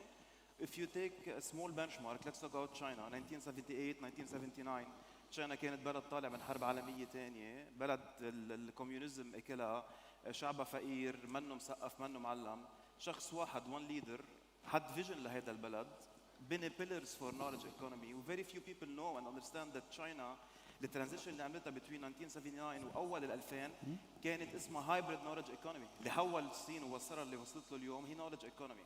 So going back to Lebanon، نحن اللي بيهمنا مش نصدر أدمغة مش نفلر شغلنا من لبنان، the way opposite، نمكن الشباب اللبناني، وانا بسميهم ابطال، احنا فلينا بس هن بقيوا. هالابطال الريزيلينت ليبانيز انتربرونورز اللي فضلوا to be the change not wait for a change، وخولوا لبنان يوصل لمحلات ما فكرنا نوصل نحن من قبل. نحن هدفنا وشغلنا as diaspora نمكنهم ونساعدهم for the next phase. Thank you. Let's look at the how. Like, how have other countries built like successful knowledge economies? And here I would like to address a question to Mr. Bakar. When we look at countries that have successfully built knowledge economies, like how did they define it for themselves, and how did they develop it throughout the years? Thank you very much for this question. So basically, if we want to look into successful models, we need to understand what is the system or the process that allows these countries to be successful in building their economy. And base it on knowledge. So you look at aspects and at pillars of this economy. So you think about universities, you think about the public sector, and you think about companies and the private sector. And in successful models like the one in the Netherlands, we have what we call the golden triangle. And this is basically the cooperation between these three entities in order to bridge the gap in a particular sector. And recently, the Netherlands and Europe were extremely behind on artificial intelligence, for example. And what they did is that they actually built accelerators and workshops within universities, within knowledge institutes, and these actually led to particular startups that became companies. So there are payment companies and different companies that are valued with basically $100 billion at the moment, and they started out of university. But the main factor was the cooperation between these three factors to give the direction within the country. Okay. Well, I mean, now if we agree that Lebanon has a real opportunity in the knowledge economy, the next question, next natural question is actually like, how do you make all this happen? And knowledge economies do not emerge from by accident. Actually, they are like built on a set of core enablers. And here I would like to mention 4 enablers: talent, innovation and research, institutions, governance, and infrastructure. And we'll tackle each one of those in our panel today. So starting by the first one, which is the foundation, the people. Dr. Ptesh, Lebanon is widely recognized for its strong talent, much of which is now like globally dispersed. What do you see is the key strength of our talent, and how can this talent be leveraged to serve the knowledge economy? Thank you, Maria, for hosting me. Thank you, everyone, for coming. So first, we operate, like I can give you an example about the Lebanese team that we established.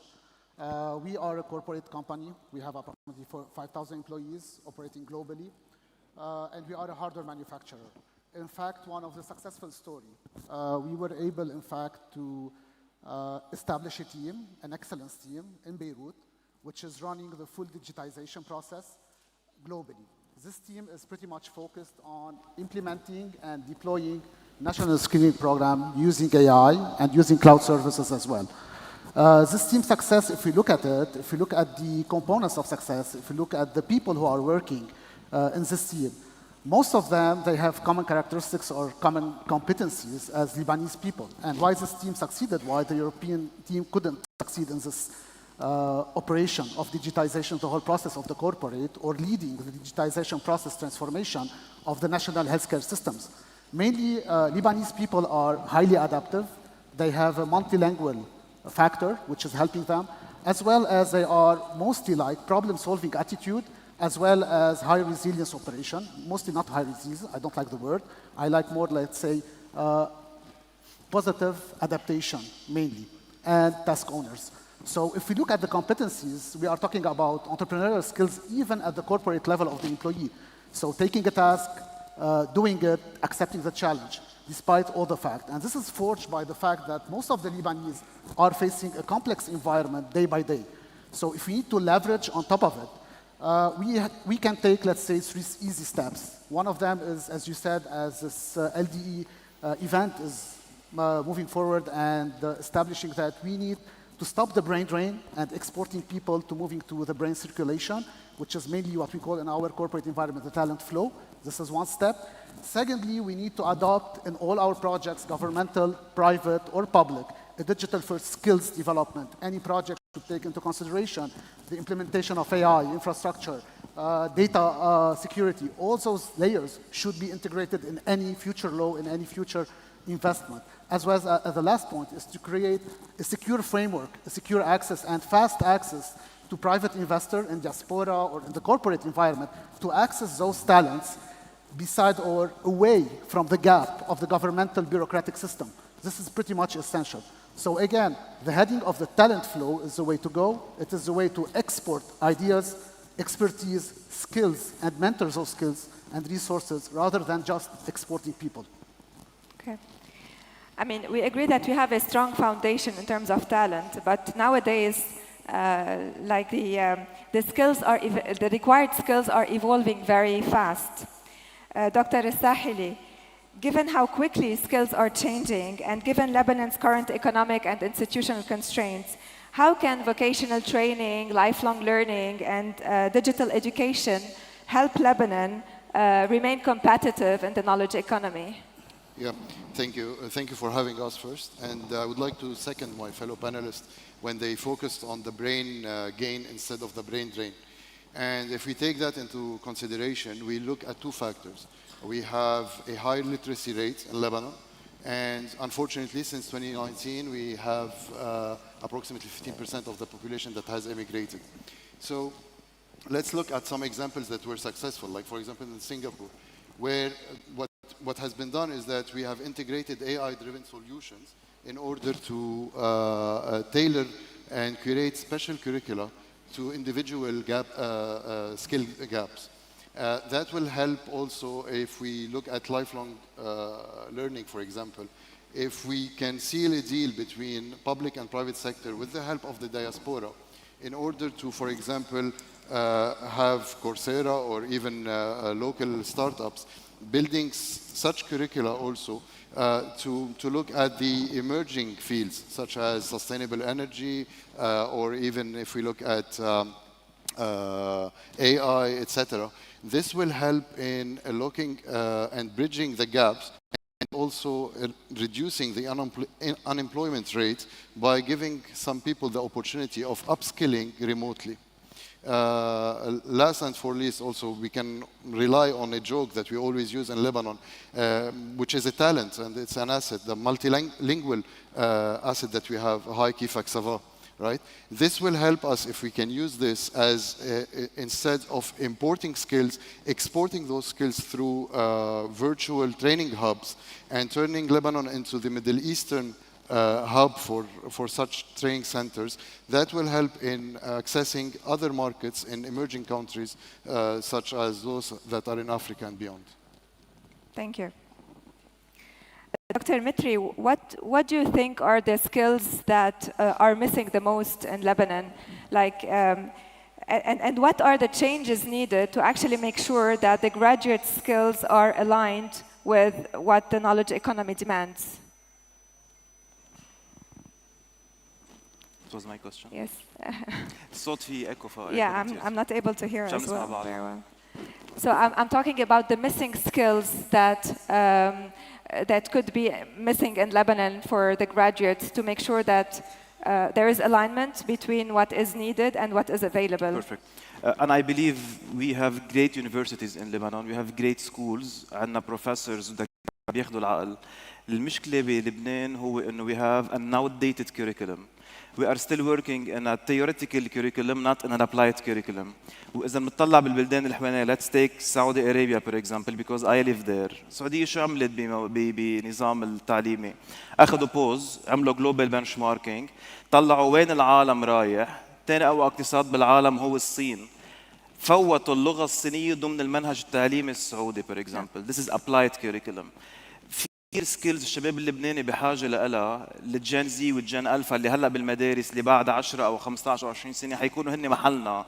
We should give them skills, entrepreneurial skills. We should give them multitasking skills. So في كثير اشياء بالمدارس that need a small change so we can reach. عندي مسج كمان من القلب بدي وصله for the entrepreneurs، لانه unfortunately entrepreneurship صارت اذا بدك انستغرام success, overnight success, which is not. فينا بس نوطي الايكو شوي لانه عم بسمع حالي مرتين اذا في مجال. Thank you. It's fine. So okay, thank you. So entrepreneurship شيء كتير عظيم لدرجة إنه كل مرة بحكي عنه بحس وقف شعر بدني على اللبناني. صار لي 11 سنة أنا مغرب تارك لبنان، ما حدا وصلني، ما حدا عملني، عملت حالي من الصفر. تركت لبنان عمري 22 سنة، طلعت على المملكة العربية السعودية، ما بعرف حدا، ما عندي حدا، تعبت، شقيت، عشت أول 8 سنين من حياتي suffering to be able to say إنه على السنة التاسعة I started to unlock what is entrepreneurship. So المسج بدي وصله إنه nothing comes easy in life. الشباب اللبناني عم بيجربوا بس ما فينا نشوف failure يقول لك أنا فشلت صار لي شهرين بجرب. This is not entrepreneurship. So كمان نحن واجباتنا نكون mentors to mentor هالشباب اللبناني اللي طالع ونقدر نساعده as much as we can. نحن وصلنا غيرنا في يوصل. Our social responsibility is to support and hold their hand until they.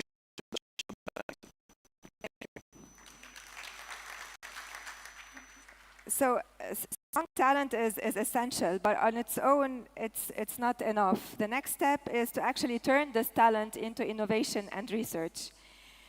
Mr. Wahbe, there is a risk that Lebanon could become known mainly for its source of low-cost talent. How can Lebanon actually move up the value chain to move from execution to innovation and the creation of intellectual property?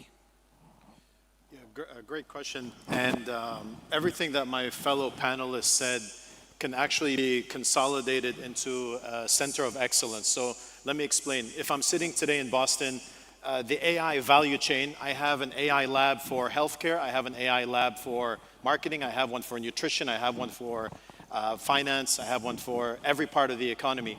What Lebanon needs is a knowledge economy center of excellence. So the outdated curriculum you mentioned, and everything that we need to teach. And if we believe that the knowledge economy is the future for Lebanon, there needs to be a center of excellence that's platform agnostic, that's university agnostic, and led by a stakeholder in the ecosystem, because it's what works in other countries. So if we've seen that these AI centers of excellence, they work in Boston and Silicon Valley, that's what we need in Lebanon, because every school, K-12, needs to have an AI center of excellence. Every university in Lebanon needs to have an AI center of excellence because of the outdated curriculum and everything else happening. So the knowledge economy and to kind of move up the value chain, that work needs to be consolidated into a knowledge economy center of excellence. And you can't talk about an emerging market, whether it's India or Nigeria or Lebanon, without talking about the institutional voids.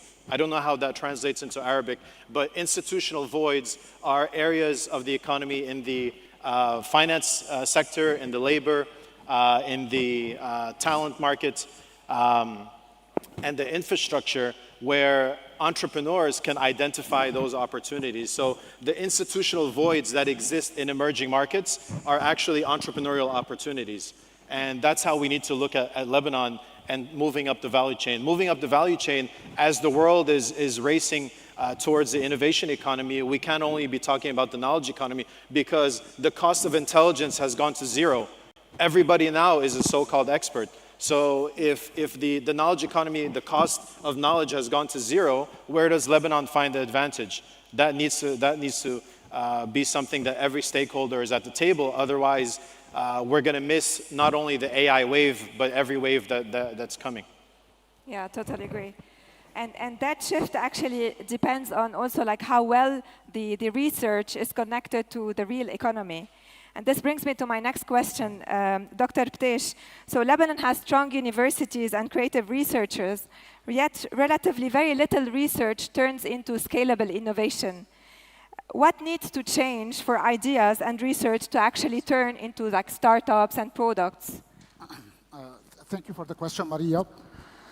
Regarding the research, today research to scalable innovation needs global market access. This is an essential point today we need to think about.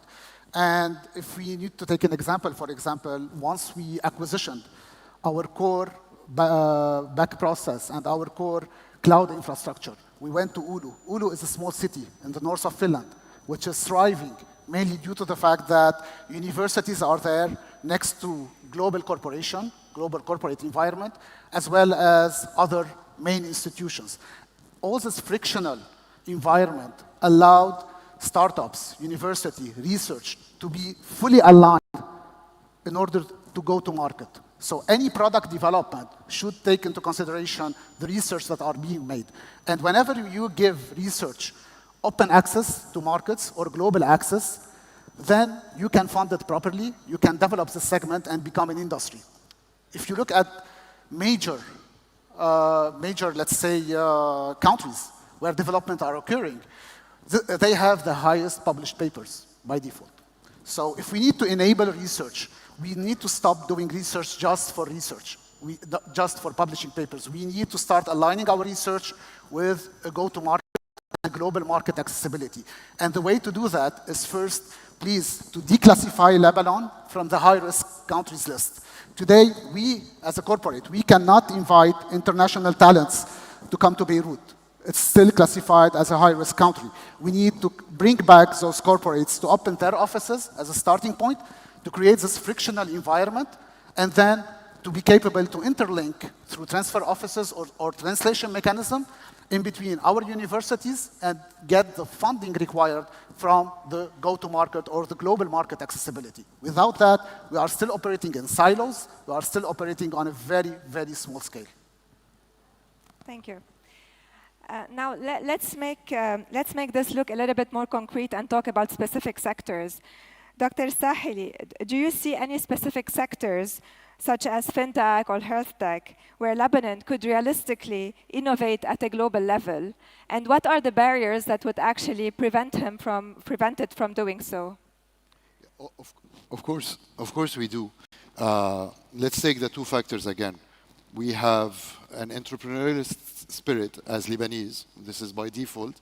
And at the second side, we have also a great position. We are a bridge between Africa, Middle East, and Europe. If we take those two factors, that will show us that we have. Now, if we look, for example, at fintech, what do we have in our hands? We have a diaspora that is approximately funding Lebanon with $8 billion. Imagine if we can go and create AI solutions where, for example, we are focusing on blockchain-based, let's say, financial remittances, where those decentralized financial apps will allow us to reduce our banking fees by 50%. This will allow us also to use the AI in order to detect earlier any fraud. This is one example where we can use the assets of diaspora. Second thing, if we look at healthcare, health tech, I agree with Dr. Ptesh that we cannot continue having research just for the sake of having a research. We have to leverage our top-ranking hospitals. And if we do so, we can easily build an AI-based telemedicine solution, taking into consideration as well our diversified population. So if we integrate our genomics into and use that data, this will allow us to not export anymore our doctors or nurses or whoever works in healthcare into hospitals abroad, but will allow us to run hospitals from within Lebanon. And this will also help in our brain gain that we spoke about earlier. Thank you. Thank you. Now, innovation... Sorry. You asked about... Sorry. You asked about the barriers. I forgot about. Yes, barriers. Well, barriers, of course, we have the electrical outages, we have barriers related to infrastructure, which doesn't help with the data centers, etc. But I think that this also is an opportunity for us to allow investment where we are calling private sector to partner with the public sector. And I believe that MP Basile has mentioned this earlier, where he clearly stated the need of co-investing in order to face those barriers in time. Thank you. Thank you. Of course, innovation needs institutions and governance, like the right institution and governance framework for it to thrive. Now let's watch an intervention from Dr. Pierre El Khouri, a UN consultant and a researcher in intellectual property and new technology laws in Lebanon, who he will share with us where Lebanon stands today. مرحبا، أنا بيير الخوري، محامي وباحث بقوانين الملكية الفكرية وقوانين تكنولوجيا المعلومات والاتصالات. حالياً عميد كليات الحقوق والعلوم السياسية في جامعة سيدة الويزة NDU، ومدير معهد المحاماة في نقابة المحامين في بيروت. من 20 سنة على الأقل بشتغل على التوازن ما بين التكنولوجيات الحديثة والقانون، وكيفية دمج التكنولوجيا بالقانون، وكيف يمكن للقانون أن يغطي الحالات الجديدة التي تنشأ بتطور التكنولوجيا. اقتصاد المعرفة هي منا هدف للاقتصاد اللبناني، هي بصلب الاقتصاد اللبناني، لأنه ما عنا إلا المعرفة لنبني عليها ولا اقتصادنا يقوم ويقوى على هالأساس. ولكن المعرفة كانت كبيرة إذا ما في إطار قانوني بيحميها، بيحط لها إطار وبيشجعها، رح تبقى معرفة بحتة ولن تتحول إلى أصل اقتصادي يمكن الاستثمار فيه بالمستقبل. رغم كل التحديات، لبنان بلش مش اليوم، يعني على الأقل من 3 أو 4 سنوات بمسار تحديث البنية القانونية ببعض القوانين يلي هي قوانين أساسية جدا. أولا سنة 2022 تم إقرار قانون إدخال تدريس الروبوتيك والذكاء الاصطناعي بالمدارس. قانون أساسي هدفه ليس فقط تربوي، ولكن هدفه اقتصادي استراتيجي، لأنه يلي عم ندرسه اليوم بالمدارس هيدا تقطف ثماره بعد 10 سنوات. ونحن بنعرف كلنا قد ايه أهمية التكنولوجيا والذكاء الاصطناعي بالمستقبل الاقتصادي للدول.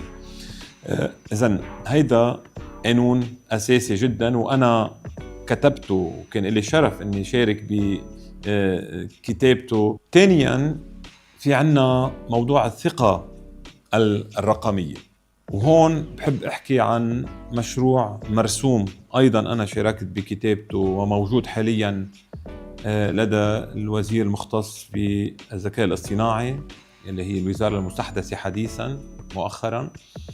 هذا موضوع أساسي، لأنه اليوم إذا بدنا نحكي عن خدمات إلكترونية أو خدمات رقمية، بدنا ننتقل من الورق إلى الإلكتروني، يجب أن يكون لدينا التوقيع الإلكتروني للسندات الرسمية. عم بحكي إذن اليوم الموظف الرسمي الذي يوقع سنداً لا يمكن أن يوقعه إلكترونياً، ولكن بدنا قانون أو بدنا مرسوم لتطبيق إذن القانون الموجود عنا من 2018.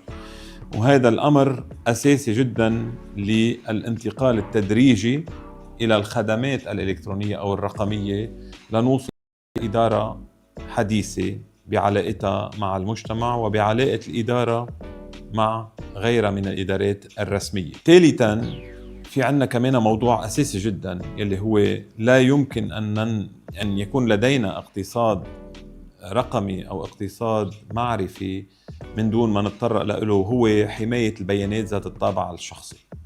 نحن في عنا قانون صدر ب 2018 ولكن ليس على المستوى المطلوب إن كان محلياً أو إقليمياً أو دولياً.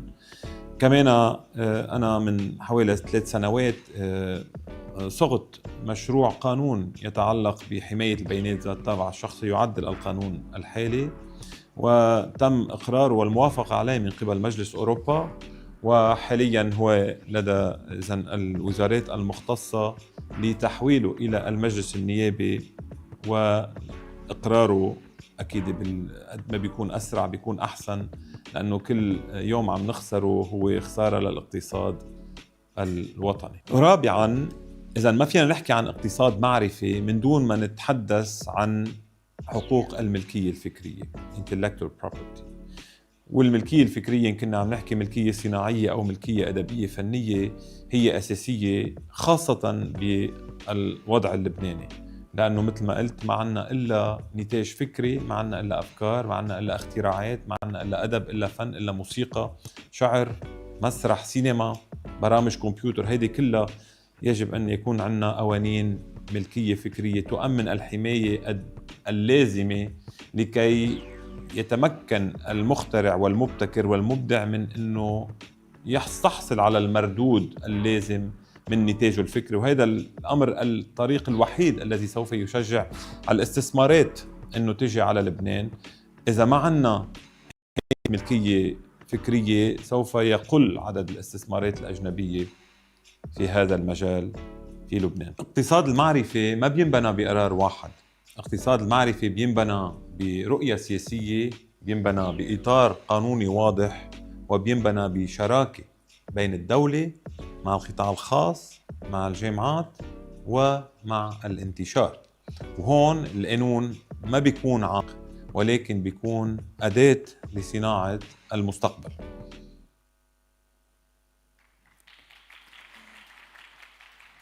So as highlighted in this video, Lebanon has already taken steps and is in the process of taking more steps across 4 areas to support the knowledge economy in the context of institutions and governance.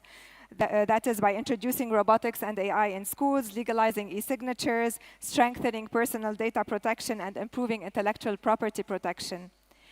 Mr. Bakar, from your perspective, what laws and regulations you think are most critical today to enable a knowledge economy in Lebanon? Thank you. That's another excellent question. So basically, in all innovation worldwide, you notice that regulations are always a bit delayed because makers have trouble to understand the technology, have trouble to understand what is it going to change in daily life, what is it going to change in what everybody is doing on daily basis, and therefore innovation goes a bit faster. So what lawmakers could do is sit together with experts, sit together with institutions, universities, and basically understand how and when laws should be in place in order to be ahead of any issues that can occur. And to give you a very small example, drones. Drones are basically one of these innovations that were ahead of regulations. And you see now that there is a struggle in containing them, in understanding who is controlling them, and they are being used as a tool for bad deeds. Yeah. Thank you. Now, finally, we can have the best talent, the best policies, and the most advanced research, but we need some basic level of infrastructure for all this to function. Dr. Ptesh, digital infrastructure, like reliable internet, for example, is often cited as a major bottleneck in Lebanon. From your experience, what is the minimum level of infrastructure that is needed to have to enable a knowledge economy, like to have more technology development, remote work possible? What could that be? Well, Maria, in fact, we deploy our solutions approximately everywhere, in the US and European Union, in Africa and Middle East.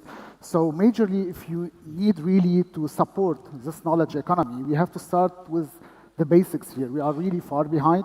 We need to have a proper energy planning, taking into consideration the cloud infrastructure that we require, the AI processing power that we require. Definitely, we need connectivity. Today, one of the anecdotes that we say is that we had to pull a lot of strings to protect our team during the war. because the key value was majorly communication, and we needed to send the data, we needed to deploy remotely. So internet was for us a day-by-day anxiety. What if the internet got killed simply during the war? So all the teams should be dismantled. We should export all the people outside our country and begin again reestablishing the team. So internet connectivity should be always secured. It should be redundant. It should be always available, more than 99% available. We should treat similar kind of pillars as boosters for our economy and stop dealing with them as the local issues. Today, the internet, whether through satellites, through Starlink, through the fiber infrastructure, should be a basic for all of us to be capable to build upon. Plus, we need to be capable also to develop our cloud infrastructure. We need to have data hosting partners that go over to our country and deploy their services, like Microsoft Azure, like Amazon AWS, or other partners as well. Because today, if you look at the knowledge economy, we need to create the ecosystem for startups, for research. And for example, in healthcare, we need test beds. Test beds can only be used within the premise of a national infrastructure. You are not allowed to transact your data, demographic data or clinical data, which are highly secure data outside your country, or host them outside your country. It is simply not allowed by regulation. If we look also, for example, for the sandbox environment required, if I am an AI startup today and I need to test-base my solution, first thing I need to have is a sandbox environment with proper processing power. These are, I think, the two main pillars that we need today before moving to e-signature, e-government. Then definitely we can expand, for example, the power of AI in telemedicine coverage and remote rural areas support, or even for e-signature or e-contracts for the government itself. That would definitely limit, for example, in our case, corruption. Thank you. So we've talked about the opportunity, we've talked about the enablers. Now let's focus on the connector that brings all this together, the Lebanese diaspora. Mr. Wahbe, from your experience, what are the most effective ways that the Lebanese diaspora can contribute to the knowledge economy in Lebanon? So I believe that if we're going to focus on the traditional internships and jobs and freelance opportunities, that's only putting a Band-Aid on the problem. The best high-value opportunity are centers of excellence and labs that are overseas. So if anyone in the audience is part of a lab in any country in the world, those high-value opportunities that are creating the intellectual property that drives the economy, those are the opportunities that Lebanon needs to connect to the talent here, is working on stuff that's solving real problems and not just, you know, some small freelance jobs that are just putting a sort of a Band-Aid on it. So I would urge anyone that's participating in any of these labs or centers of excellence overseas, and anyone that wants to maybe map the knowledge economy of Lebanon or work on a knowledge economy center of excellence, to participate in that, because that is what I believe is going to boost, because that's what it's done. If we look at the GDP of California by itself, California's economy is run on R&D. And that's how innovation is. It's intellectually and R&D driven. And that's how we need to approach it in Lebanon as well. Yeah. I mean, if we have the intent, we also need like to put a structure to it. Like, how can this all happen and make it happen? So, Dr. Sahili, how can we transform the Lebanese diaspora's global network and all these various initiatives into like a structured engine for Lebanon, for the knowledge transfer, and also like who do you think should be leading this effort? Well, I think it has to be visionaries. Visionaries who can tell us by 2030, 2040, where will we be? What are the potentials that we are unlocking clearly? We cannot just think, for example, about energy solutions because we want to power on appliances at home. We are all talking here about AI. Has the energy strategy taken into consideration the needs for AI powering, which is now, for example, one of the barriers even in the USA? How, I think for a structured engine, first it has to built on a multi-stakeholders approach. Think of it like, for example, similar to Industry 2.0, let's say LDE 2.0. What does that mean? It means that we have a kind of decentralized, autonomous organization where it is blockchain secured. Diaspora can vote on investment opportunities. Take as an example Armenia with their Impact Hub. They have been able to unlock around $200 million, if I'm not mistaken, since 2020. So these are the things that we need to have in order not to work anymore in silos as emerging diaspora leaders, but at the contrary, to be working together. And here you have to involve everyone, government, diaspora associations, alumni that are present in Lebanon, everyone that can help into turning what I call the ad hoc remittances into strategic evolution of our diaspora into Lebanon role. Thank you. Thank you. So many countries have probably gone through the same and have benefited from from their diaspora in different parts of the world. Dr. Mitri, can you share examples of any successful diaspora-led initiatives that you know from other countries where Lebanon could learn or it could be a realistic learning for Lebanon? I'm not gonna give you an example because I am the example. Okay. سمعت ما الوزير بسيم شو عم بيقول انه لغوا القناص عشان تسمعني؟ راح أعيط. I'm doing my best. Okay, so كنت عم بسمع حديثك من شوي كنت عم بتقول انه we don't know who, maybe you know, لغيوا القناص للملحقين التجاريين. Exactly. So I am part of the steering committee مع السفارة الفرنسية بالسعودية. وزارة الخارجية عندها بروجرام اسمه بزنس فرانس. بزنس فرانس عم نحكي عن 1700 موظف متواجدين ب 50 بلد و100 بلد through partners. شغلتهم الوحيدة ياخذوا هالسكسسفل انتربرينورز والشركات الناشئة الفرنسية ويوصلوهم للبلدان كافة. بالسعودية لحالها وشركتي أنا لحالها one company in one country we contributed للإيكونومي الفرنسي $70 مليون in 2024. it's very easy. benchmark موجود. Business France is a program inside وزارة الخارجية متواجدة بالسفارات تعمل بنش ماركينج سنوي للنيو انتربرينورز والشركات الناجحة بأي بلد كان وشغلتها تعمل هيدي الكونكتيفيتي بيناتهم. Okay. Thank you. So to close this panel, I will ask a last question, which will be common to all the panelists. So very briefly, in one word or maybe a short sentence, what should define Lebanon's knowledge economy's future? Mr. Wahbe, if you want to start. I would say a center of excellence, and similar to one of the speakers earlier that said sort of Lebanon and gastronomy as a form of diplomacy, America is using AI as a form of diplomacy. So we need to figure out what is Lebanon's form of diplomacy for the knowledge economy so that we can work on programs similar to Business France. So center of excellence. Okay. For me, I will keep it very short. I will call it the resilience of the Lebanese entrepreneurs. Like I said when I started, I believe that our entrepreneurs, شبابنا, هن مستقبل هذا البلد. Thank you. I would say an evolution of our resilience. We speak about resilience. I think it's time to evolve that into a new era.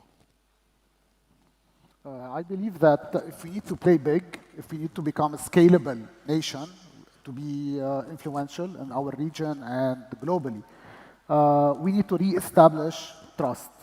Trust with a long-term vision for the government, for the public sector, also for the private regulations. The only way international corporates will come back to the country is by re-establishing trust. This is the main word. Thank you. In my humble opinion, in order to strive as a knowledge economy, one need to really focus on the basics here in the country. That's safety and security. Make sure that we all have that. We all have these basic things, and the Lebanese institutions will continue working as a knowledge economy. They will continue working as the export country for the region, but also for the whole world, because this is what we are, this is who we are, and this is what we're good at. Now, in Arabic, I would say, aman istiqrar, and everything will flow. كل شيء بيمشي لحاله. Thank you. So basically, like centers of excellence, entrepreneurship, resilience, trust, Lebanon as a base, all this, we need them to happen to have like a strong knowledge economy. Thank you so much for your exceptional contributions. I will ask you to stay on stage about what needs to happen. Now we'll see a concrete example of a diaspora initiative that is happening. So we are joined now by Dr. Lubna Hasnieh, who will share an initiative led by the Asher Foundation for Innovation and Entrepreneurship for establishing incubators in universities in Lebanon. Dr. Hasnieh is a published scientist in the field of angiogenesis and its role in cancer growth. She is the producer and moderator of Unheard Stories, a monthly webinar that aims to heighten the Lebanese diaspora experience. She is here today to represent the Asher Foundation for Innovation and Entrepreneurship. Dr. Hasnieh, the floor is yours. Well, thank you so much. Ladies and gentlemen, distinguished guests, and fellow members of our global Lebanese family. It is both an honor and a joy to be standing among you here today at this remarkable high-energy gathering of minds, of dreams, of achievements that reflect the true spirit of Lebanon wherever it shines around the globe. My deepest gratitude to the visionary team behind this empowering initiative, the LDE, and all those who have worked hard to bring our diaspora together. I would like to take a second to thank our former minister and member of parliament, Gibran Basil, for always taking good care of the diaspora and understanding very well the key role that the diaspora can play in the well-being of Lebanon and the recovery of society, recovery of economy. Thank you so much. Let's give it to the LDE.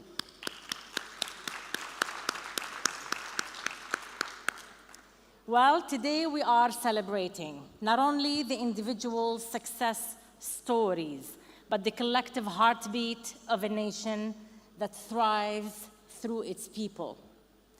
We, the diaspora, left home to build, to innovate, to lead.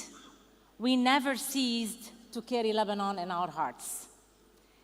Now, the biggest question remains, however, for all of us, the diaspora. How can our experience as diaspora be woven back into a shared project of hope for Lebanon and the people of Lebanon who decided to remain deeply rooted in this land despite all adversities? Now, it is self-evident that broadly shared prosperity and reduced deprivation are the hallmarks of a healthy society and a thriving economy. Let me ask you, when does the opportunity cost of instability become too high?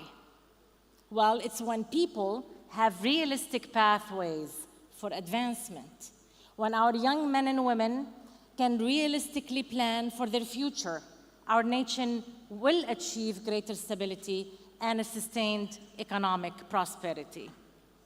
Now, our education system has given rise to remarkable ingenuity. We all know that. I've met, as a Lebanese American, so many brilliant and luminary Lebanese diaspora who continue to carve Lebanon's name into the annals of history. If you were to walk on NASA's Jet Propulsion Laboratories campus, you would see a cedar of Lebanon tree planted there in honor of Dr. Charles El-Ashi. Charles El-Ashi is the former director of NASA's JPL and the vice president of Caltech. Now, I consider myself lucky because he invited me to visit his office at Caltech. And from the minute I walked in, the first thing he said, look at that frame on the wall behind my desk. Well, it was a frame on the wall with the flag of Lebanon sitting right next to the flag of the United States. He said, this is the same Lebanese flag that I would send on missions into space during the several space missions that were launched under his tenure at NASA. We have the Dow brothers who transformed technology.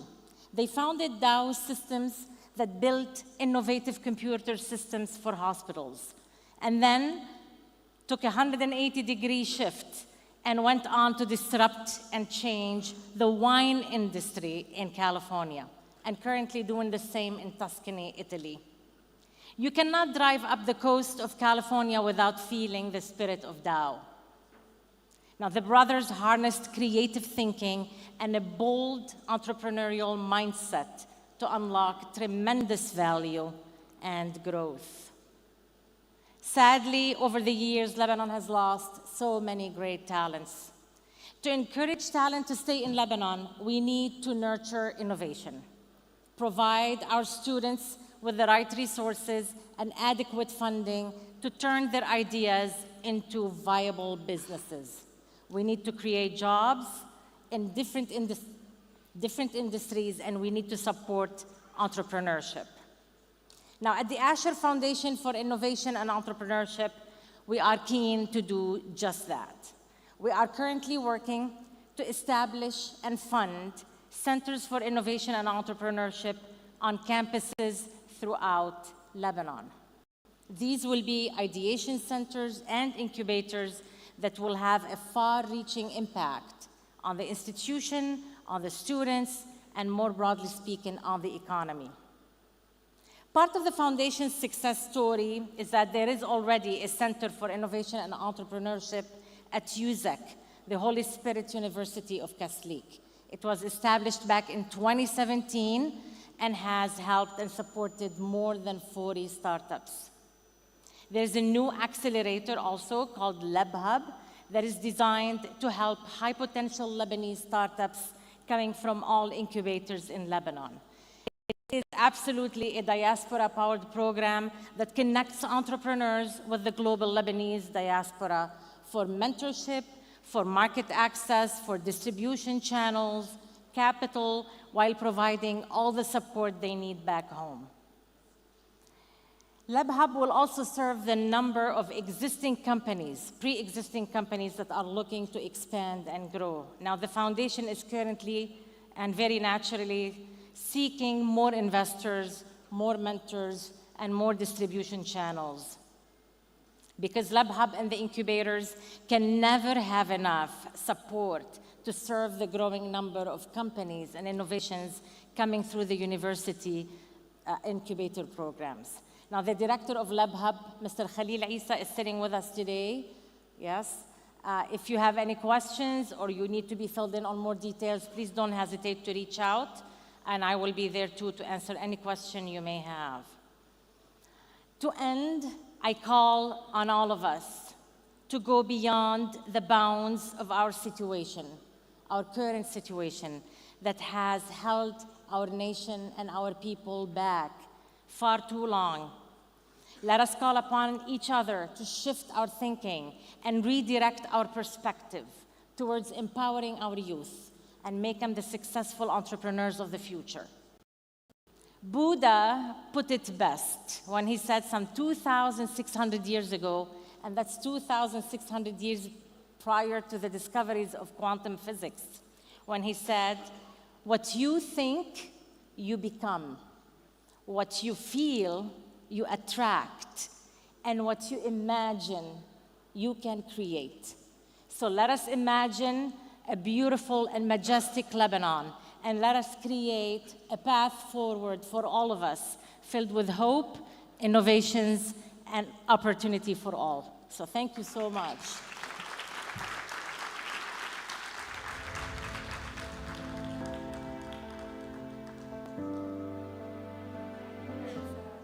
A group photo for everyone.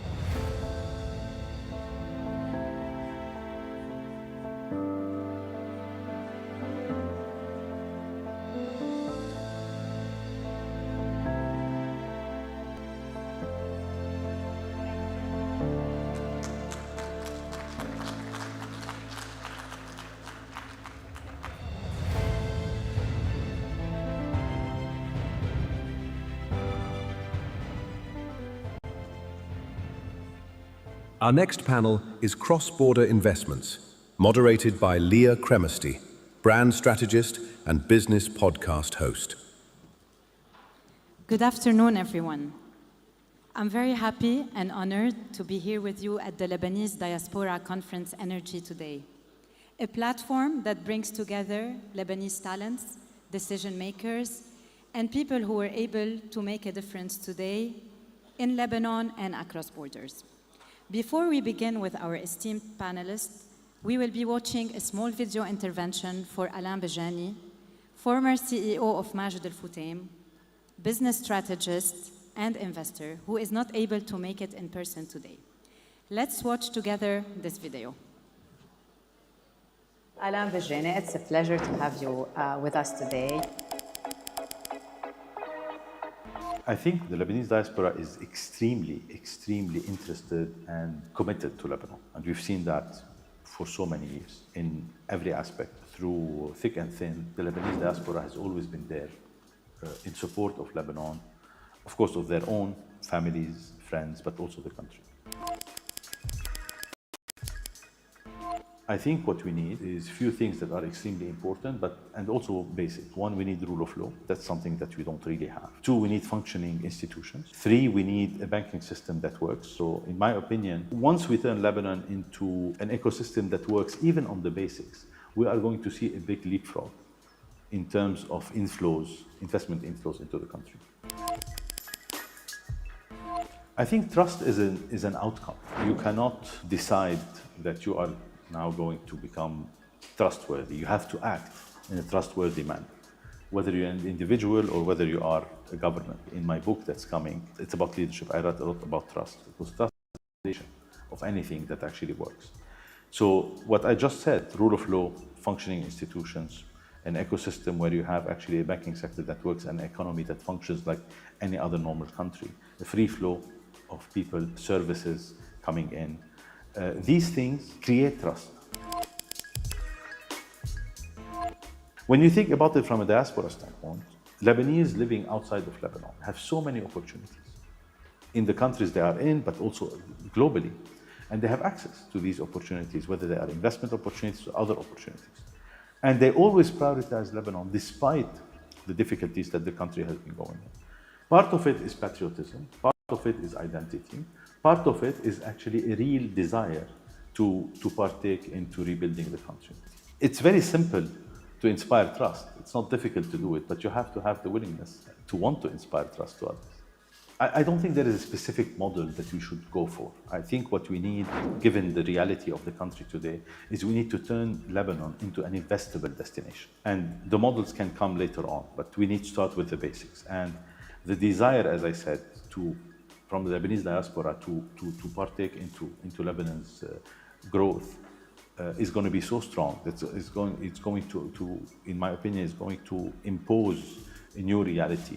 And that will have huge economic benefits to the country. What matters is very simple, okay, is to make sure that you are trustworthy in our behavior, to make sure that we have a functioning country and an investable country, which is extremely important. People also need to make sure that they will be able to send money to the country, but also send money back outside of the country. There's no investment. I think Lebanon presents so many opportunities when it functions properly. We've seen that. Lebanon presents strength in some sectors. The service sector is a sector that has so many opportunities. I think we need to bring ourselves again up to standard, because some countries around us, whether it's in the Gulf or globally, are ahead of us. But this is a sector where we can still play and win. Real estate sector is a very important sector in Lebanon and will always be a very important sector in Lebanon. We need to deregulate that sector, and we need to make sure that actually it's seamless to be able to invest there, whether it's development or whether it's simply personal investment. Looking at technology, I continue to believe that Lebanon is, of course, I mean, we all know that we are subpar, but what we need to do is to make sure that we have technology infrastructure in the country, tourism sector generally. That I think Lebanon, there has been a concentration of investment in Beirut and its surrounding, but also there's a lot of opportunities outside of Lebanon that on the wellness side, I also think that luxury could actually travel very well in Lebanon to other places. We've seen it, for example, with the kind of the organic growth of guest houses across the country and this kind of new industry that's there. The problem is not attracting investments. The problem is having investment opportunities. Shark Tank is a great example. There is so much money that's wanting to come to Lebanon, and this is primarily diaspora money wanting to come to Lebanon. But we need to actually create an environment that is investable. And the startup ecosystem in Lebanon is very active. What I think we need to do more is actually help our entrepreneurs become more business savvy. They don't lack creativity. They don't lack resilience by miles. Okay, I think they are the most resilient entrepreneurs. But sometimes by being too resilient, you accept realities that you should not accept. And a Lebanese investor, whether a Lebanese investor in Lebanon or a Lebanese investor from the diaspora, people are aware of the importance of standards. And people want to see standards in the business. They want to see whether it's transparency, whether it's governance, whether it is economic viability, whether it is business model, whether it is operational standards and capabilities. These things are important. People at the end of the day are investing their money, they expect a return. And we should decouple investment from financial support. Investment means you're putting money and you're expecting a return. Financial support, you're putting money and you're expecting a smile in return and a thank you. An economy cannot be built on support. It has to be built on investment. We as Lebanese in Lebanon, we have to get our act together. And we have to decide that we're going to do things differently going forward. The diaspora is there. I am confident that the diaspora will always invest in Lebanon. I am confident that engaging the diaspora will always be a good thing. And I think LDE is a great example of how to engage the diaspora in a constructive way. LDE is a great, I would say, platform to do two things. One is to create a Lebanon fund, okay, where diaspora members that may not want or have the capabilities or the desire to do individual investments, or, I mean, they can still do that, of course, go into investment that are commercial directly or not, or through their current platforms. But I think it would be great if we create in LDE, okay, or if LDE spearheads a Lebanese fund for Lebanon, where diaspora members will have the opportunity to chip in. A lot of projects that the LDE Diaspora Fund or the LDE Lebanese Fund can invest in can be more strategic, and you can have in this type of fund more patient capital that I think Lebanon needs to do certain projects that maybe on a pure commercial basis it may not work.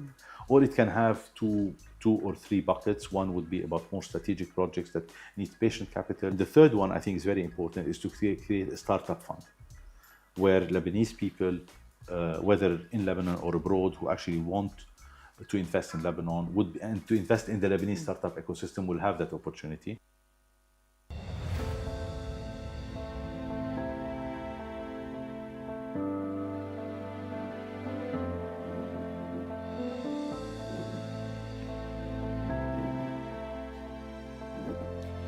Thank you, Alain. You set the tone perfectly for our panel discussion today. I'm very honored and pleased to welcome our esteemed panelists on stage, each making a difference in his own industry. Farid Chedid, Chairman and Group CEO, Chedid Capital Group. Aline Kamakian, CEO and co-founder, FIG Holding, GM for IIC SARL. Yahya Asha, President of the Lebanese Franchise Association and CEO of ColorTech. Shakib Shihab, CEO of Malia Invest Ira. Eli Rizq, President of the Lebanese Gulf Business Development Commission. I'm so happy because you accepted our invitation. The objective of this panel is to discuss the challenges, the constraints, the opportunities as well, and translate experiences into clarity, and most importantly, into an action plan. And this is what we all want for Lebanon, our Lebanon, the Lebanon that we love. So Farid, I'm gonna start with you. When we talk about investments in a country like Lebanon, with all what we have been through, what are the challenges and the deal breakers when thinking about Lebanon for investment? We're going straight to the point. We're not gonna, sure. we want to go there directly. Thank you, Leah, and thank you for LDE for the invitation. Definitely, Lebanon has been through major challenges. We all know them, the financial crisis, the Beirut port explosion, and of course the latest security and military issues that we've encountered in the last 2 years. These challenges nevertheless have strengthened us, I believe. They have strengthened us because they have proven to the entire world and to ourselves that we are a resilient people. From our perspective, we as a group operate in many countries, but we consider that the Lebanese people are the most well-educated and resilient people that we encounter and that we have. And therefore, as a group, we use Beirut as a hub. Despite all the crises, despite all the issues, we've always used Lebanon as an international hub for our operations. So I would say, yes, we have challenges, but we have the Lebanese people who make tremendous strength for us as a country. And when I say Lebanese people, I'm talking about the people in Lebanon, but also definitely the diaspora. The people, I think, are the greatest asset that we have. Aline, from an F&B perspective, so when we say we always do great in F&B, right? All sectors are going down, but F&B is booming in Lebanon, and we've witnessed this across crisis. So what are your views? Are the challenges from an F&B perspective the same as other sectors? You have, first of all, thank you. Thank you, LLD, for inviting me. Challenges is you have two styles. You have the business in general, you have the challenge. You have the Lebanese challenges are always different. And you have the F&B. F&B today is, most of it is about people, okay? About people, about infrastructure. You have this that is really, without service, without people, you cannot. So you have the people challenging that today, unfortunately, we had an export of all the service people, all the trained. Second, you have an infrastructure problem. Each restaurant, like each house, it has to have own government, from the water, from the heating, from the electricity, from the location, from the parking. So all of this is extra challenges. Usually, in the other words, you have to create, you have to focus on your ingredients and the focus. Here, you have to be really a government by itself in your own restaurant. Thank you, Aline. Yahya, from an entrepreneurship perspective, how has cross-border entrepreneurship been affected post-crisis? Well, there's a big difference with the complete ecosystem before and after crisis. So if you go before crisis, Lebanon was the holdco, the holding company of all the entrepreneurs. The IP, the intellectual property is registered in Lebanon, the banking goes in Lebanon, the financial, the legal. What happened post-crisis is a big change where all the big brands you would hear, the Lebanese brands, have migrated from Lebanon to establish holdcos in these onshore free zone like ADGM, the IFC, Cyprus, and etc. So all the now Lebanon is a back office to cut overheads down, and it's no more the headquarter for our. This is something that we're gonna feel down the road, because the added value is not anymore 100% in Lebanon.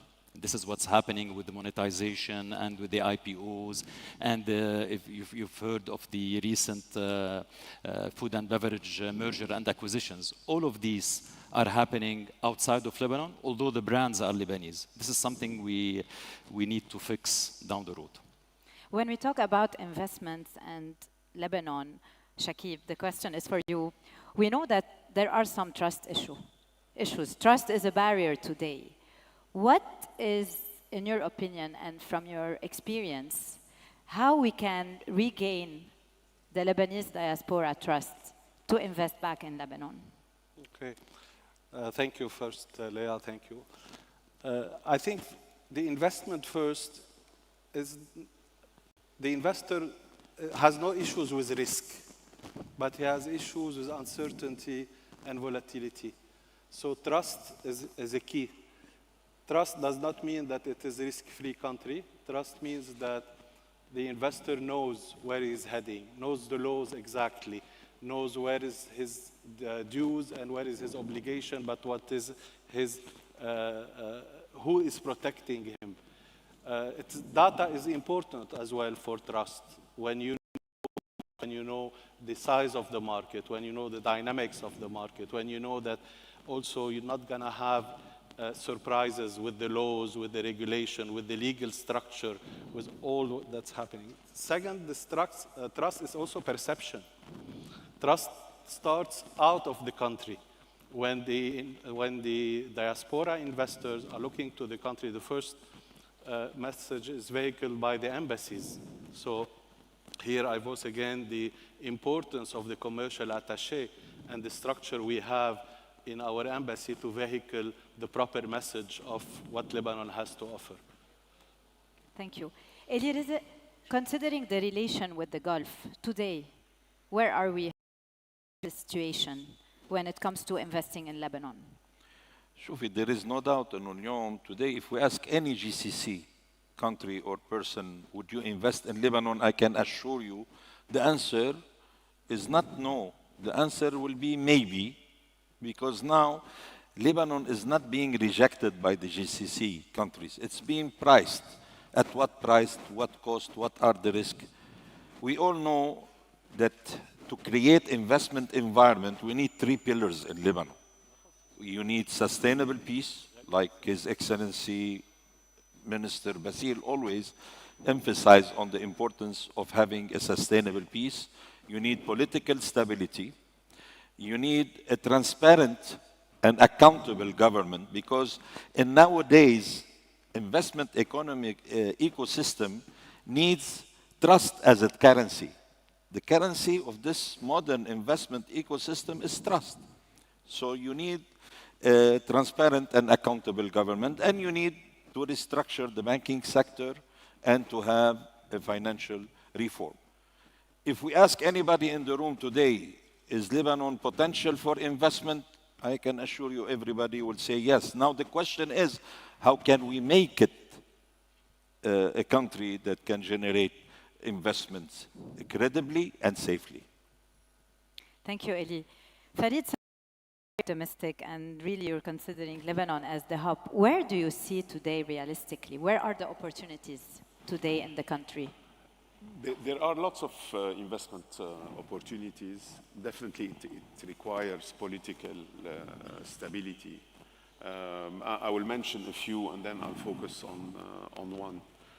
Definitely on infrastructure and specifically transport infrastructure, logistics hubs, everything related to transportation of specialized materials or not to Syria with the reconstruction of Syria. This is definitely an opportunity for Lebanon to use Beirut port or Tripoli port, but it requires specialization. You certainly have technology, artificial intelligence, analytics. Okay, we have a pool of talent here. We have also an entrepreneurial spirit whereby Lebanese can set up and establish companies and offer services and solutions abroad. The tourism industry, definitely cultural heritage, hospitality, all of that is very much mentioned before. But I think there is a sector, and this is the one I want to focus on, that has tremendous opportunity, and this is the healthcare sector.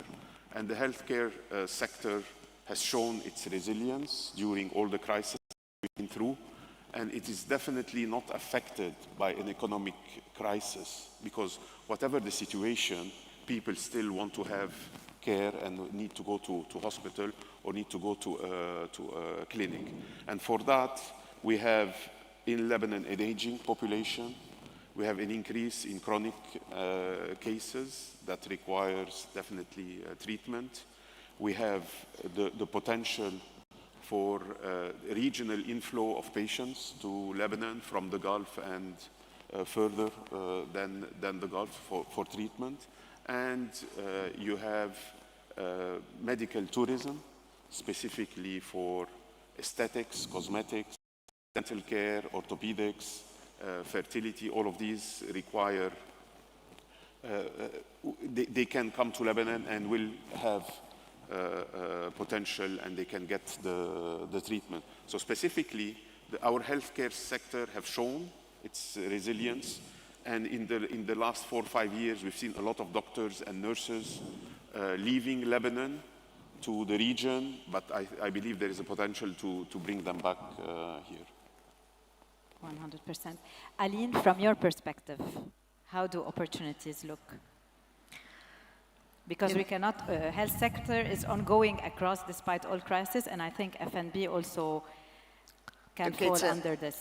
Lebanon is passed through different wars and has a lot of challenges. A country who has a lot of challenges coming out of war, it's always an opportunity for the investor because there's a lot to do.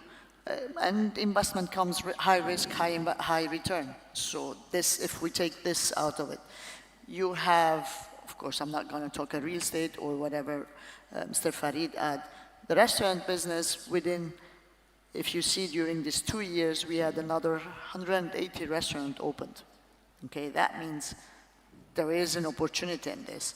There is always an entrepreneur, a Lebanese entrepreneur, find ways to create and to invest.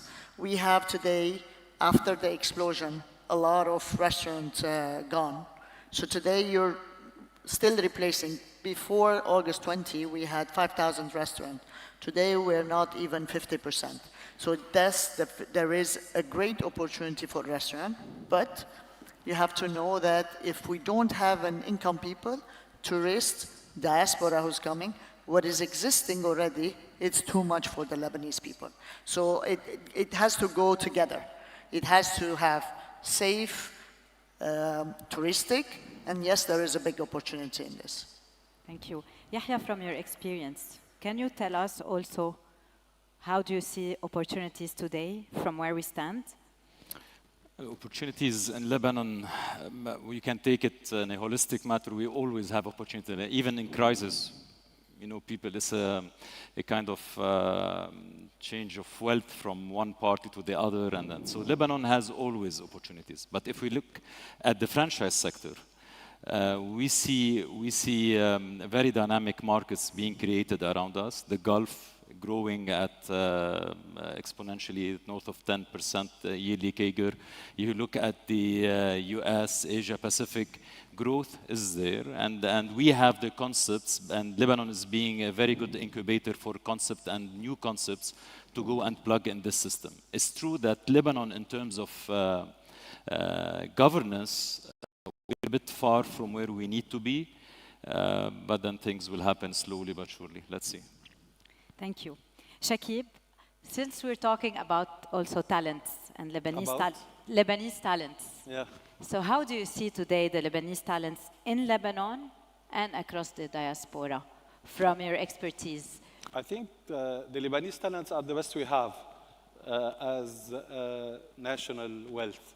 Of course, we are exporting our talents, but that's not so bad. I mean, I'm not the type of person that would retain people here, because those are traveling abroad, gaining experience. But the most important thing is that when they gain experience is to let them contribute in a way or another to the development of the country. In Lebanon, I think they're amazing with their resilience, with their flexibility, and this is the best wealth we have, especially in the private sector. Definitely, and we're so proud of the talents across all industries, across all countries. Eli, from your perspective, if we want to give 2 actions for LDE today, for the next 12 months, what would you say? Well, we have the Lebanese diaspora, especially in the Gulf. They are a blessing, not a curse, because their role in the Gulf, they understand the mindset of investment for the GCC people. And we all know that the Gulf investors, they admired Lebanon. They admired the Lebanese people culture, creativity, entrepreneurial skills. And we do have lots of partnership in various sectors. We can start by creating small joint ventures on specific projects with return on investment. Especially now with the PPP, the public-private partenariat, it offers a lot of potential to generate investment from both the private sector and the government sector. And we have countries like Qatar, countries like UAE, who is approaching us already and bidding on projects like Northern Airport of Rana Mawad. UAE is interested in the port of Tripoli and the economical city of Tripoli. And we have governmental entities like the telecom, like the transportation, so many opportunities in the government sector. As the private sector, we can focus on agro-food, agri-tech, because all the Gulf countries need to create a safety net for food, assurance of food, and Lebanon can play a very good role, especially with the new technology of agriculture, using hydroponic, latest technology, and focusing on niche product, high-end agro-product. We don't want to invest in old-fashioned way of agriculture where our young and youth are not interested anymore. In all our urban countries, like now Batroun became a hub for wine. It's competing with Bordeaux, mashallah. And there is a chemin de vin, which is a very good experience because we were successful in our wine and our apple, in strawberries and blackberries. So we can, with our Lebanese diaspora, create joint ventures into this product, because what we can do today is export services and trade and import tomorrow investments. Thank you. Farid, today, if you want to give one action that we need to start applying at LDE, what would it be? Eli mentioned the diaspora in the Gulf. I would mention the diaspora in Africa. Definitely the diaspora in Africa is, I believe, neglected. Neglected because they don't have flight connection with Lebanon, not frequent, not all the countries. Whenever they want to come to Lebanon, they go through Istanbul or they go through Paris. And I believe this is wrong. There are lots of investment opportunities both ways, and I will take mention, which is healthcare. There is a tremendous need in Africa for healthcare services, in particular for the Lebanese diaspora that is living there. We have almost 100,000 Lebanese living in Côte d'Ivoire, and you look at so many other countries you have there, you have tremendous number of Lebanese. The other sector that can have cross-border investments and where both Africa and Lebanon can benefit is education. We already have USG that has set up and established in Abidjan in Ivory Coast, but I think other universities can do that. We can receive people from Africa here to further their education.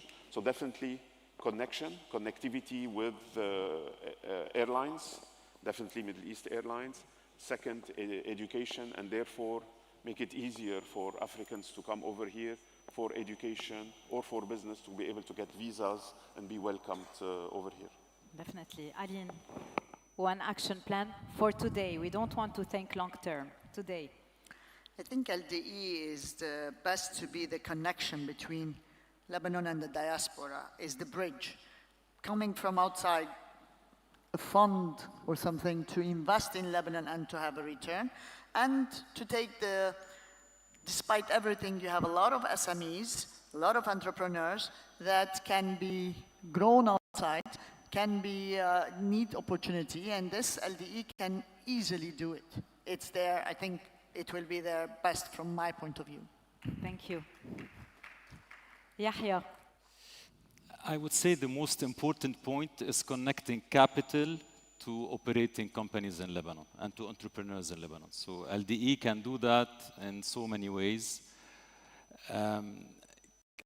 With the lack of the banking sector financing, people need financing in Lebanon. And we need just somebody to connect both capital with operating companies.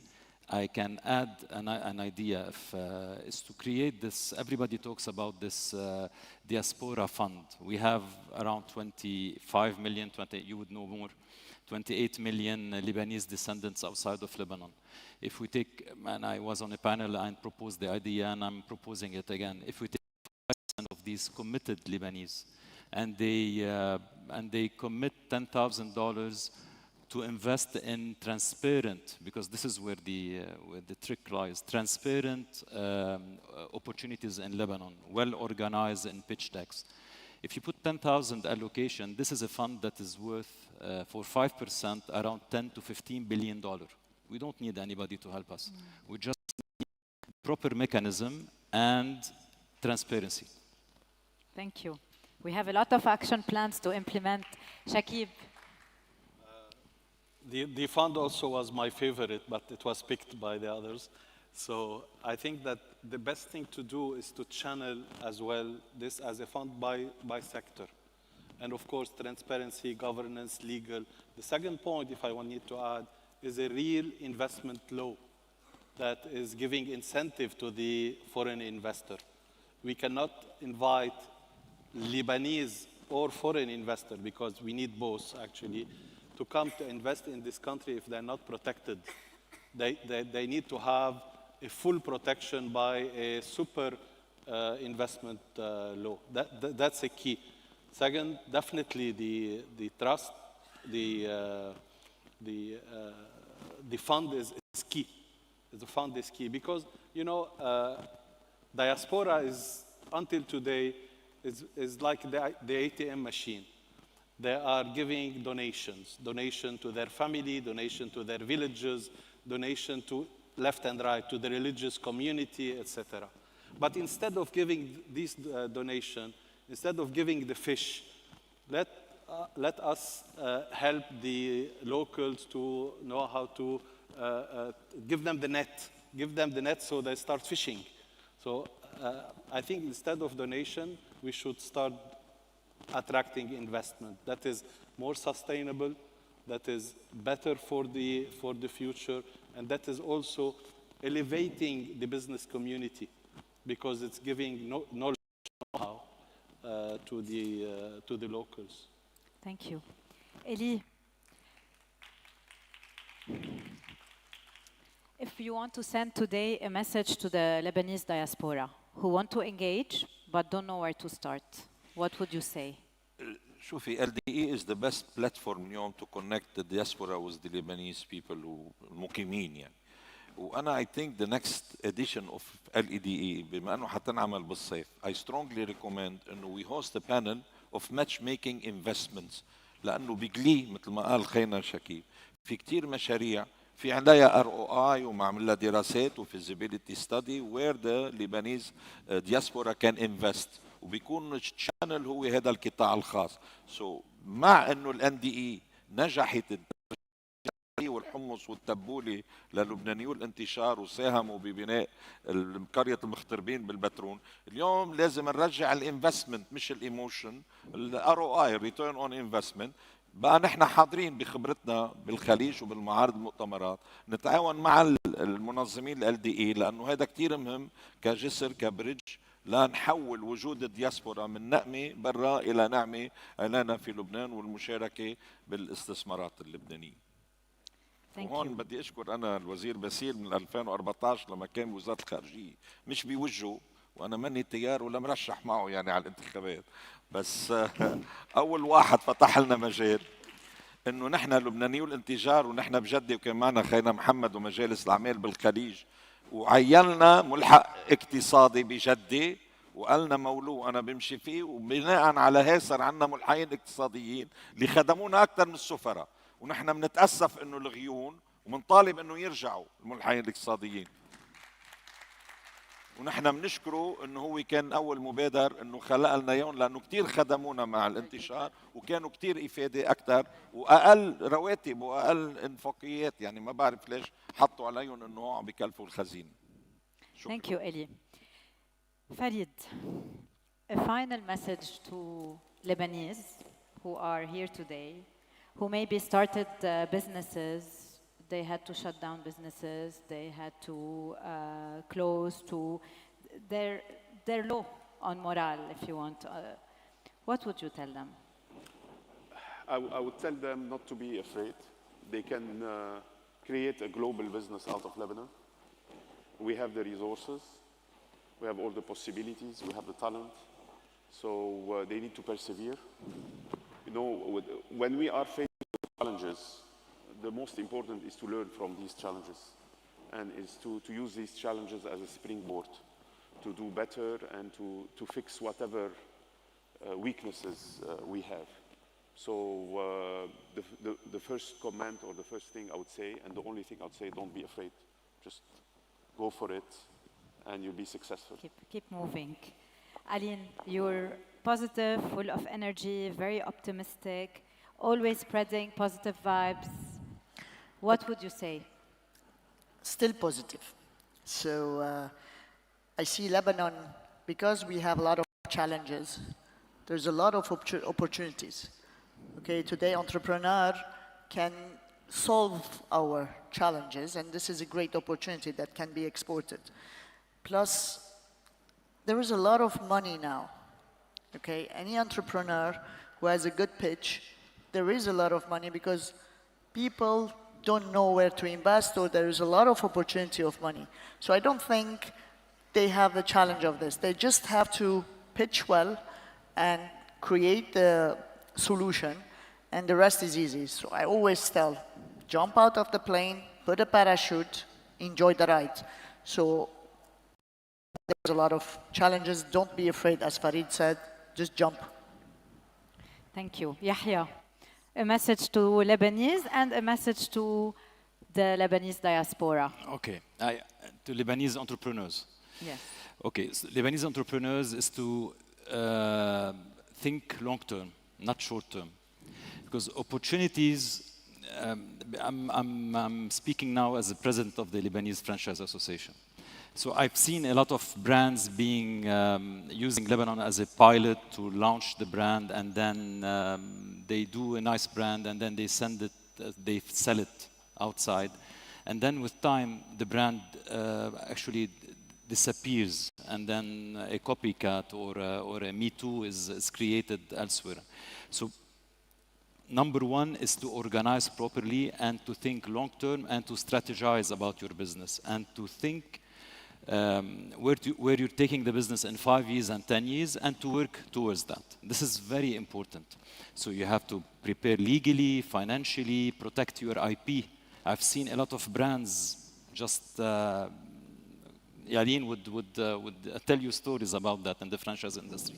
So you need really to protect yourself, put the end game, and then move on to get there. So this would be my best advice. Think long term, strategize, end game, and yes, there's something also that we don't see in our culture in Lebanon. Also, you have to think of the end game in terms of monetization. Are we going to IPO the business? Are we taking it to Abu Dhabi to IPO there, or to Saudi Arabia, or are we just selling the business after 15 years? So this needs to be part of the discussion from the beginning, so that all points align together while we advance. And this is also an important point. Thank you. Shakib, a message from you. No, I think this is the best time to invest in Lebanon. Let's have a look on the Lebanese scene. We're back. Our economy is growing again. The inflation is contained. Real estate is still under valued. And Syria is opening again, which is our neighbor and our normal market. We're talking about the Levant. So I think that if we don't invest today, when will you? Especially that today banks are not present. So Lebanese sector needs fresh finance coming from abroad.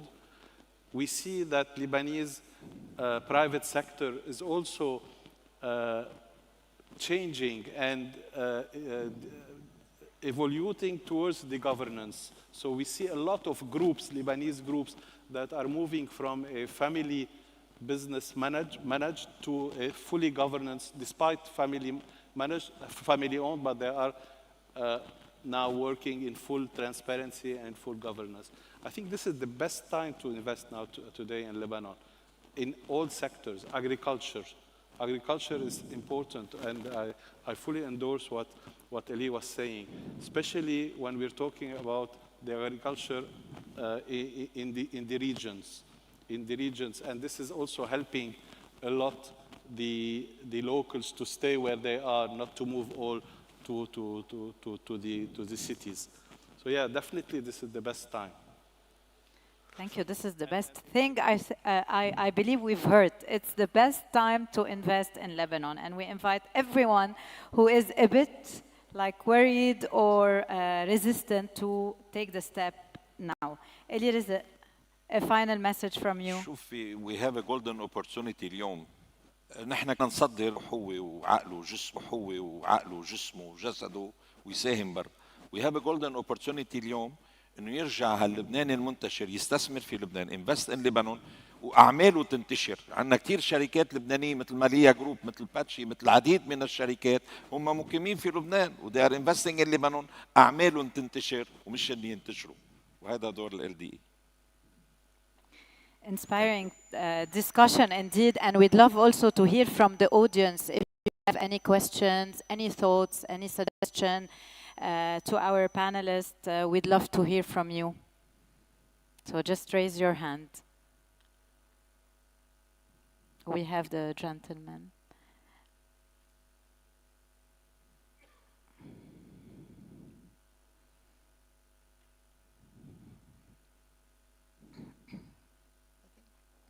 We need a mic, please, for just 1 second. It's a muffin mic, we can hear them. We can hear you if you want to give it a try.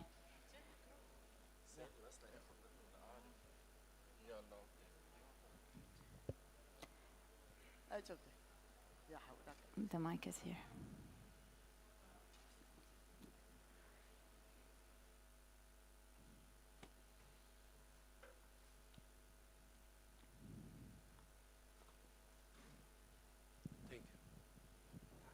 هلو اوكي.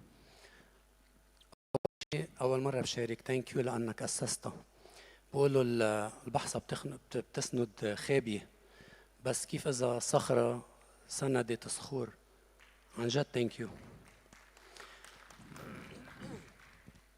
انا امين صفير. I'm an architect with 35 years of experience, and I'm taking an executive MBA recently from the AUB.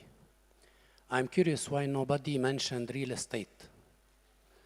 Because real estate is the strongest sector where we can invest in Lebanon, especially with the scarcity of land. And I am promoting, also through AUB, a platform titled that we are selling trust and certainty for diaspora, Lebanese diaspora investors. This is my message.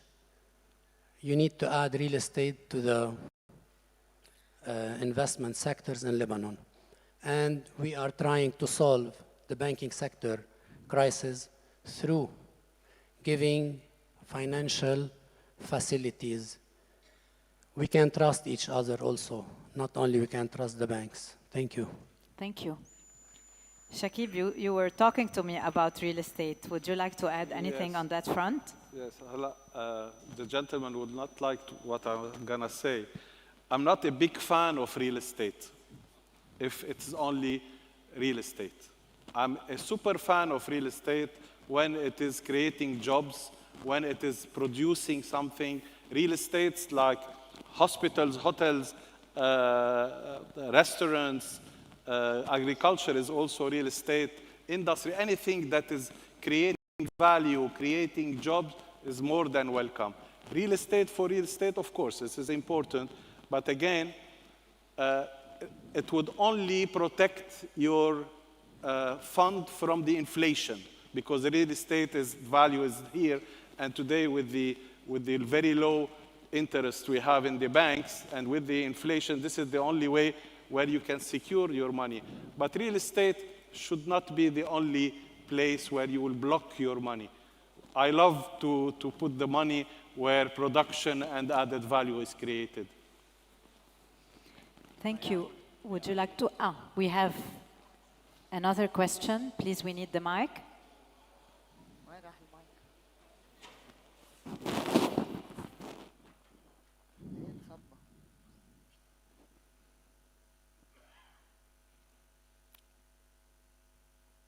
يعطيكم العافية.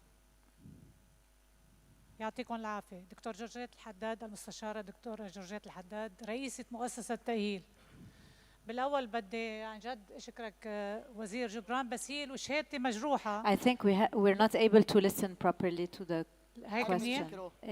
بدي أشكر الوزير جبران باسيل، مش من اليوم أبا عن جد هو عم بيشتغل للبنان. عم بيشتغل مش لمصالحه، عم بيشتغل للبنان ككل، اغترابا، انتشارا ومقيما. بس أنا بدي أقول كيف يا حضرة اللي عم تحكوا، كيف بدنا نرجع الثقة للبنانية يعملوا انفست بلبنان بعد ما أخذوا مصريات المودعين، وبصفتي أنا كمان مستشارة بشؤون المودعين، كيف بدنا نرجع لهم هالثقة إنه يرجعوا يعملوا ويستثمروا هون. بس اللي بدي أقوله كيف عندهم الجرأة ياخذوا أموالنا ويتهموا غيرهم. السرقة مبلشة من قبل جنرال ميشيل عون كان رئيس، قبل وهلا شرعوها للسرقة. كيف إلكم قلب تاخذوا مصريات مودعين؟ شغلة تاني بس بدي أعلق على هيدا، سألوني برا عن المؤتمر إذا كان مهم أو لا. بدي له لوزير السياحة بالعكس، أول واحد لازم يكون على بجرأة تحكي وتشجع هيدا المؤتمر يلي عم يجمع الانتشار بالاغتراب، هو صلة وصل وعم بيخلينا نشوف اللبنانية. لك اشكروهم اللي عم يحطوا حطوا مصرياتهم بلبنان وأكلتوا لهم إياهم. شكرا وزير جبران باسيل. شكرا لسؤالك. شكرا. بتحب تجاوب على التراست اللي حكينا اوريدي عنه؟ اكيد في مشكله مع القطاع المصرفي يعني والقانون او القرار اللي اتخذته الحكومه، بس وهلا رايح هيدا على مجلس النواب. بس نحن ما فينا كمان نوقف حياتنا ونوقف مستقبلنا وما نفكر شو بدنا نعمل ناطرين حل للقطاع المصرفي والمشاكل اللي عنده اياها المودعين. بفتكر كلنا خسرانين وكلنا متاثرين وكلنا تاثرنا من سرقه الودايع.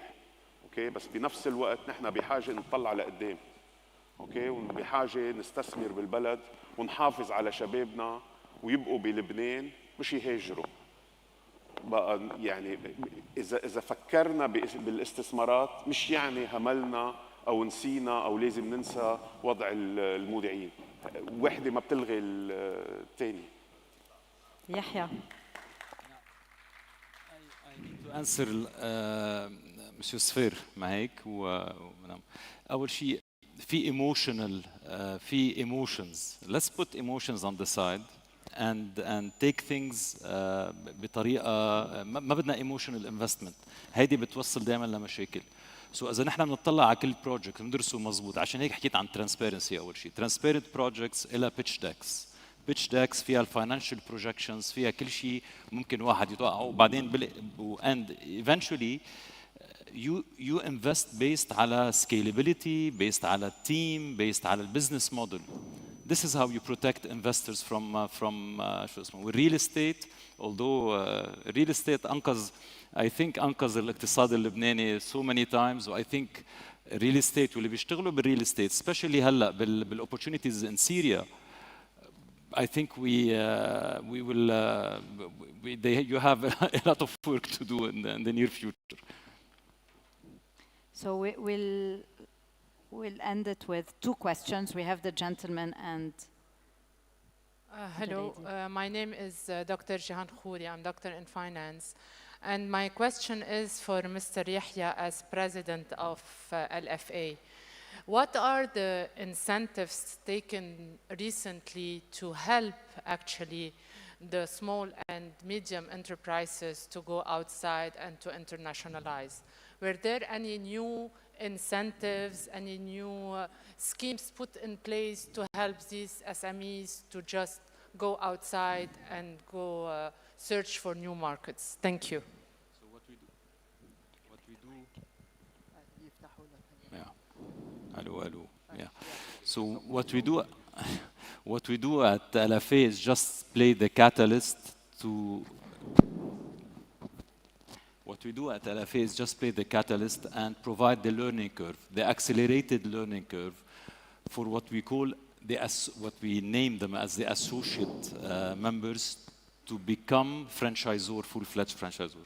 So it's just accelerating the learning curve so they don't fall in the trap of others or the problems that others fell into before. So learning curve, capacity building, seminars, and we issue, and you will have the new version in 1 month, the complete structure of all the franchises available in Lebanon, whether franchisor or franchisees,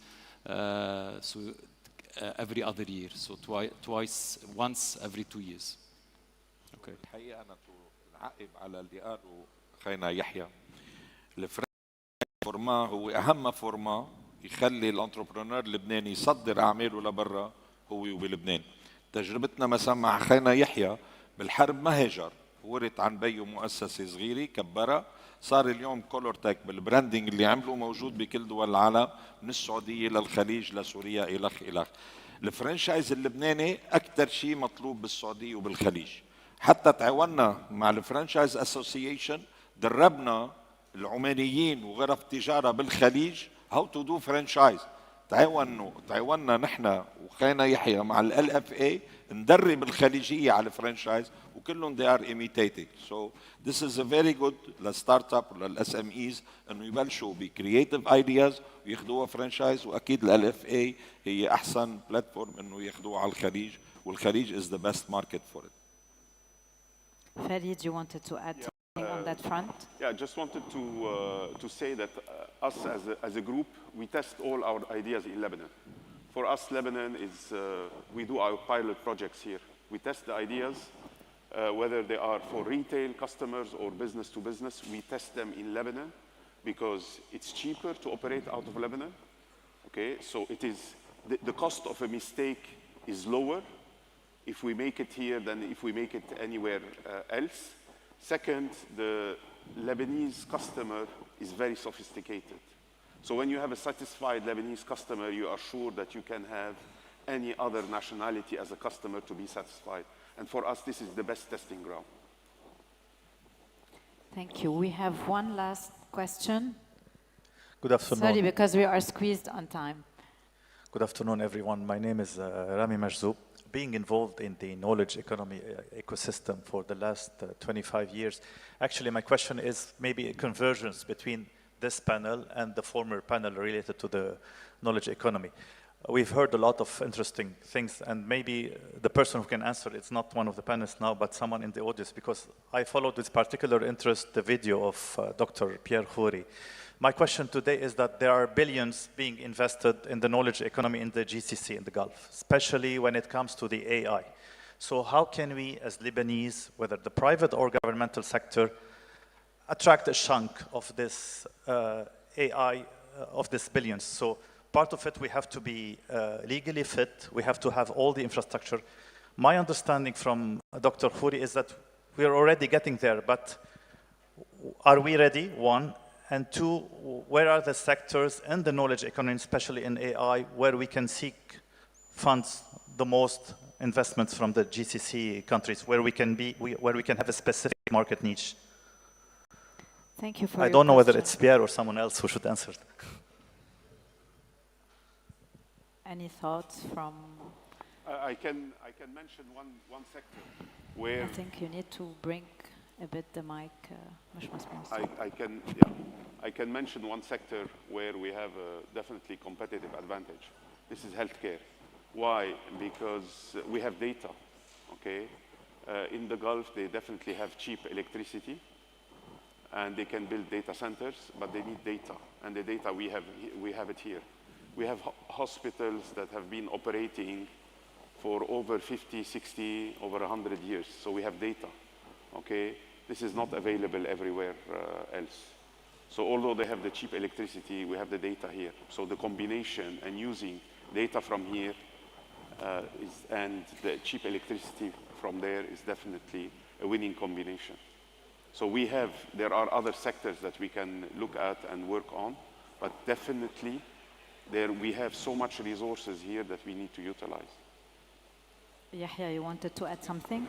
Already, I think the Lebanese play already a major role in the startups vertical or whatever, in the digital, or whether digital or AI or quantum computing, and they're getting a lot of funding from GCC, but the holdco is not in Lebanon.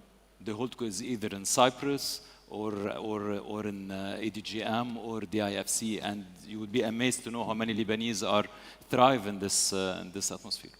Thank you. Thank you for this productive talk. I think despite all the challenges, the crisis, and all what we have been through, the Lebanese talent is the winner and above everything. So this is the image of Lebanon we would like to portray to the world. We're very honored to have you. Let's take a group photo, and the LDE team would like to give you a small gesture. Thank you.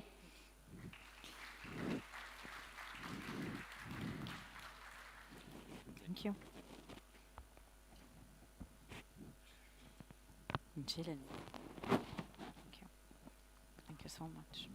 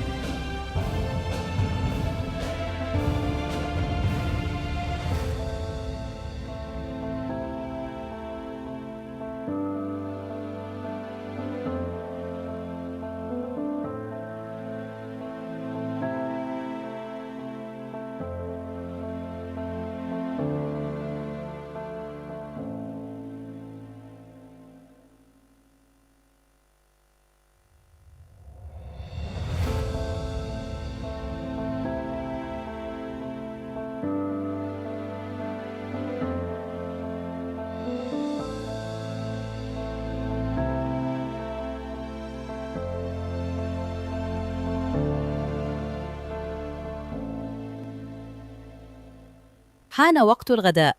ندعوكم للتواصل وتبادل الأفكار. We now invite you to join us for a networking lunch.